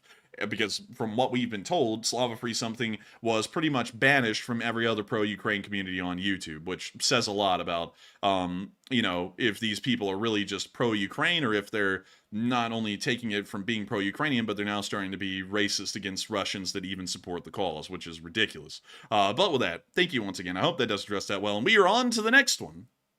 And up next, big shout out to Gumby S, Point of Guinness Tigers, and also Roxanne Queenville, for each putting in a $2 donation without comments. But thank you all very much to all 4 of you for that support and helping to keep the channel running. And we also have a super chat from LSA Sergeant Figment yet again, who puts in a 5 and says, shout out to the Jacksonville Skydiving Center. It's a great place to jump and a better place to fly and best place to fall. He says, join me next time, Matt and Andrew. Oh man, I would be scared. I would consider it though, because I've always been interested a little bit in skydiving. But I know once I get off air, Matthew's gonna be like, "What are you, a freaking lunatic? You want to die?" Like he's gonna be saying that. So I'll consider it. Matthew probably won't, to be honest, because he's much more reasonable than I am in that regard. But a huge shout out to actually it's the other way around. Actually, in real life. What do you mean? Well, I'm the one always doing the stupid crap on the motorcycles and the cars and crap, so it's the other way around, actually. Yeah, but I'm the one doing stupid stuff on machine guns, so, it's a, kind of a circular cycle. It's all deadly. We're all sharing in the deadly. It's all deadly. It's all, it all can kill you, but nevertheless, thank you so much once again for helping this channel to keep running, LSA Sergeant Figment, and I will consider joining you next time. But with that, thank you once again, and we are on to the next one. And up next, we have yet another super chat. This time from Walter A. Lakota Jr., the LSA's bosun. OG Ellison Bosun. I messed the whole line up. The OG Ellison Bosun. And he puts in a 20 this time and says, "Me again. It's been 707 days of accident-free workplace, and the same days without a lost time accidents." And good to hear, Walter E. Lakota, the Merchant Marine, be kicking it, baby. Kicking it. And I got to thank you so much once again for the support and helping this channel to keep on running and giving us a workplace report. Apparently sounds like the Merchant Marine is doing well, according to what you're saying. And so with that, thank you so much once again. I hope that does address that well, Walter. And thank you for being the OG Ellison Bosun, a true G and old guard of the channel. And with that, we are on to the next one. And the next one goes to Jason Curling, who puts in a 3 and says, how is Romania military and do they send a lot of aid? The Romanian military is still kind of to a Soviet standard. They are westernizing, however. It's just a bit of a slow process. And they do send aid. They have sent some aircraft to the Ukrainians, and they've also sent some small arms to the Ukrainians as well. That's really all you can expect from Romania at the moment, given their military standing. So overall, Romania has put in everything they got in reality. And so with that, thank you so much once again. I hope that does address that well. And we are on to the next one. And also, by the way, Walter put in a thing and said it's actually a joke about the war. That last super chat he put in, by the way. Oh, well, nevertheless, I do thank you for the support, Walter A. Lakota. I misunderstood that, much like Maria's earlier on. I'm so sorry to both of you. We were screwing up badly tonight. Oh, man, I'm telling you. But nevertheless, thank you so much once again for helping this channel to keep on running and, of course, making this thing possible. And also, I thank you for the joke. It completely went over my head. I'm still trying to process it right now, but it will kick in probably like in a super chat or two. But still, thank you once again. And with that, we are on to the next one. And the next one goes to LSA Sergeant Figman, who puts in a 2 and says, jump successful, 12,000 feet. And it's so fun, you should try it. And honestly, I would try it. Like, I really would, seriously. But you'd probably end up having to kick me out of the plane to actually jump out. Like, I would take the step to go to the place, get the parachute, and get in the plane and fly in it. But to the point of actually jumping out the door, I'd probably have to get pushed out because I probably wouldn't be able to make myself jump out. But I would be actually fascinated if you could get me out the door of the plane to actually try that. But I would have a tough time, like, mentally overcoming jumping out of a perfectly good airplane. That would be a doozy. But I bet it's really fun. A lot of adrenaline. But Enforcer, what say you? Man, when you said that originally, I said, you're kidding. And then you went, now you'd have to kick me out of the plane. And I was like, okay, now that's the Matthew I know. Because I was like, I'd be doing the same thing. Dude, I literally would have, there would be a puddle under me in the plane once that door opened. I would be scared to death. Pee yourself or something? Yeah, dude, I would piss myself. Well, no crap, dude. Like, you're jumping out of a plane and falling to the ground. I mean, it's like, what if the chute fails? There's going to be a lot of fear up in my head.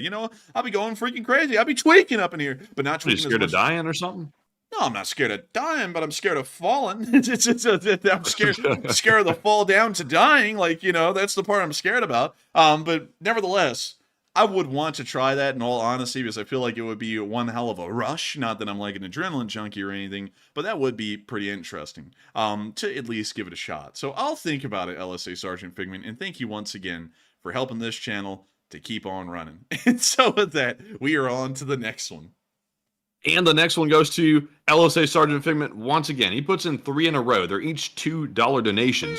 And he said, LSA, hit the like button. That's an order. And he also said this one's for the hot dog cart fund. And we don't have a fund for that. That's a forbidden fund right there. I'm telling you what. We don't collect any donations for him. We let him work to make his money. Yes, we do let the guy work because we want to make sure that if he wants us to die on the front lines in Ukraine, at least he'll have to work for that, at like Dollar General or something. And also another thing, don't y'all find it kind of odd that the guy is acting like because he went to Ukraine, he watched someone bake cookies that's equivalent to putting us on the front lines and having us get killed? Wouldn't find that kind of a weird comparison? That's the same as a story as his army service, as driving a truck around. The only thing that was traumatic for him was shifting to 3rd gear. But nevertheless, thank you so much once again, and we will look into that hot dog stand. And so with that, thank you once again, and we're on to the next one. And moving on to our live chat questions of the night, because we are out of super chat questions to address. We have our Morse code decoders of the stream, and we had the entire roster, the whole list was here tonight. They said, if they didn't say, it was actually Cliff Simonson, Mark Hodges, Earl Bernew, Paul Schultz, Kevin J, Rumpelstiltskin, Toxic Bananas, Tightlines LSO, and David Millsaps. They said tonight's Morse code reads, Ukraine must pull together and push the Russians back. Long live the LSA, Slava Ukraine, Slava LSA, Slava LSA. And that's the sound of money! And y'all got that dead on the nail. That was the message. And I gotta congratulate y'all for getting that right. It's impressive to know that so many people in the Lee Spring Army are deciphering that Morse code message and helping us to know what is being said, where, and why. It's incredible. And of course, it's the 717th day, and that adds a lot of impressiveness to it that's been going on that long. But with that, I hope that does address that well. And yes, Indy Andy 4C, he was in fact an 88 mic. But nevertheless, I hope that does address that well. Thank you for deciphering that Morse code message, and we're going to be getting on to live chats. But due to time constraints tonight, because it's very late, it's almost turning into a marathon linked stream, we're only going to be answering 3 live chats. And so with that, we are on to the first one. All right, and the first one goes to Eric Kress, who said, have either of you heard anything about the French nuclear plant on fire? And no, I definitely have not heard that. That's a doozy of a piece of news there, and I haven't seen it somehow. I have not heard about that at all. I'll have to declare ignorance on that, and I'll look into that a little bit more. That's concerning, though. But with that, we're on to the second to last question of the night. All right, and this one goes to Donna McNeil, who says, can the Germans slimline the procurement process to help speed things up in their preparation for war? Sadly not, because the German procurement system is actually very complicated due to German law, and so it probably would still be a pretty laborious process to streamline the system and mobilize the Germans quicker. That may have been what they factored in to come in with that 5-year kind of time span. But that would be what I understand at the moment. And it's a very in-depth process to talk about German procurement. It's incredibly complicated. But with that, I hope that does address that well. And we are on to the final question of the night. And so, who is the lucky last person who threw in the lucky last question of the night? And that viewer is Drew D, who says, do you believe partisan attacks inside of Russia could be due to the Wagner Group? I would say that partisan attacks. And also, by the way, I am looking for Sully Canuck's super chat, by the way, if that's what you're pausing about. I found it. I was about to make sure that we got it. Sorry about that, Sully Canuck. Apparently it was overlooked. But can you reread that live chat again? The live chat says, do you believe partisan attacks inside of Russia could be due to the Wagner Group? Most likely not. Possibly, but I have a feeling that the chances are slim. I would be blown away if it was, though. I'm not ruling it out, and actually that would be wild if it was. That would add a lot of layers to the problem that Russia is now going to be dealing with because of that. But for that reason, I'm feeling like it's a slim chance. Sadly, that was not our final question of the night. We accidentally missed Sully Canuck's super chat a moment ago, so we're going to make sure to read that. Sorry about that, Sully Canuck. And that is going to be the final question of the night. And so, we're on to Sully Canuck's super chat. And so, what do we got, Matthew? So, Sully Canuck's super chat that we most rudely forgot to read off because for some reason I missed it. I don't know how, but sorry about that, Sully Canuck. He puts in a $20 donation and says, keep up the good work, boys, and thank you very much, good sir. He says, well wishes from your boomer fan from London in Ontario, and haven't done much talking for a while, but I'm still here.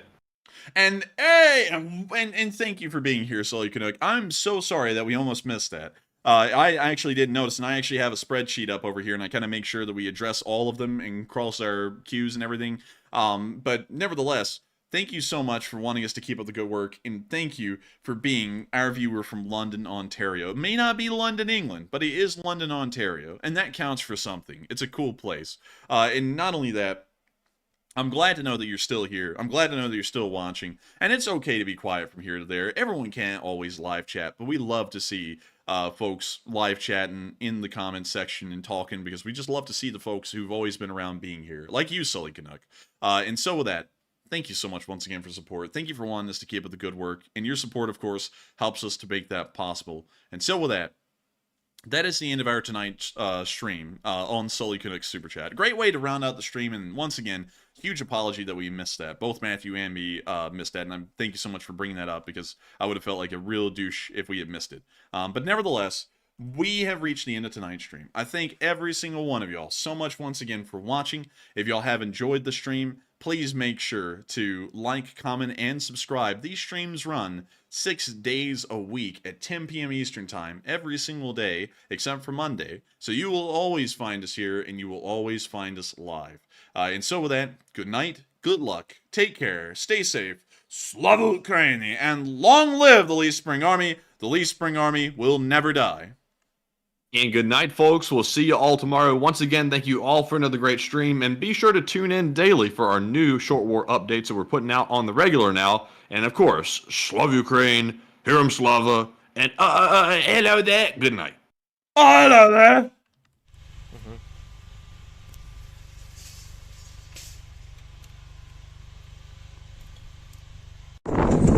Yes. The Lee Spring Army sends its regards.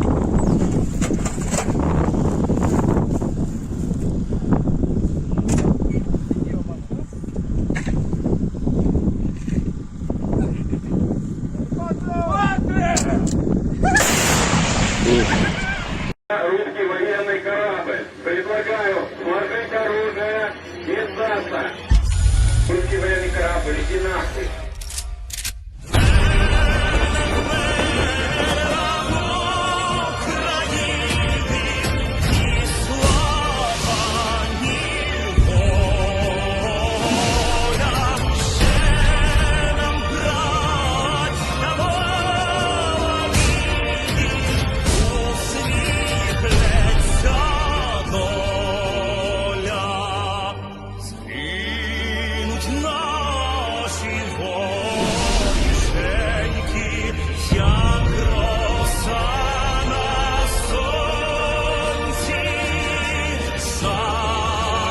Запануєм і ми, браття,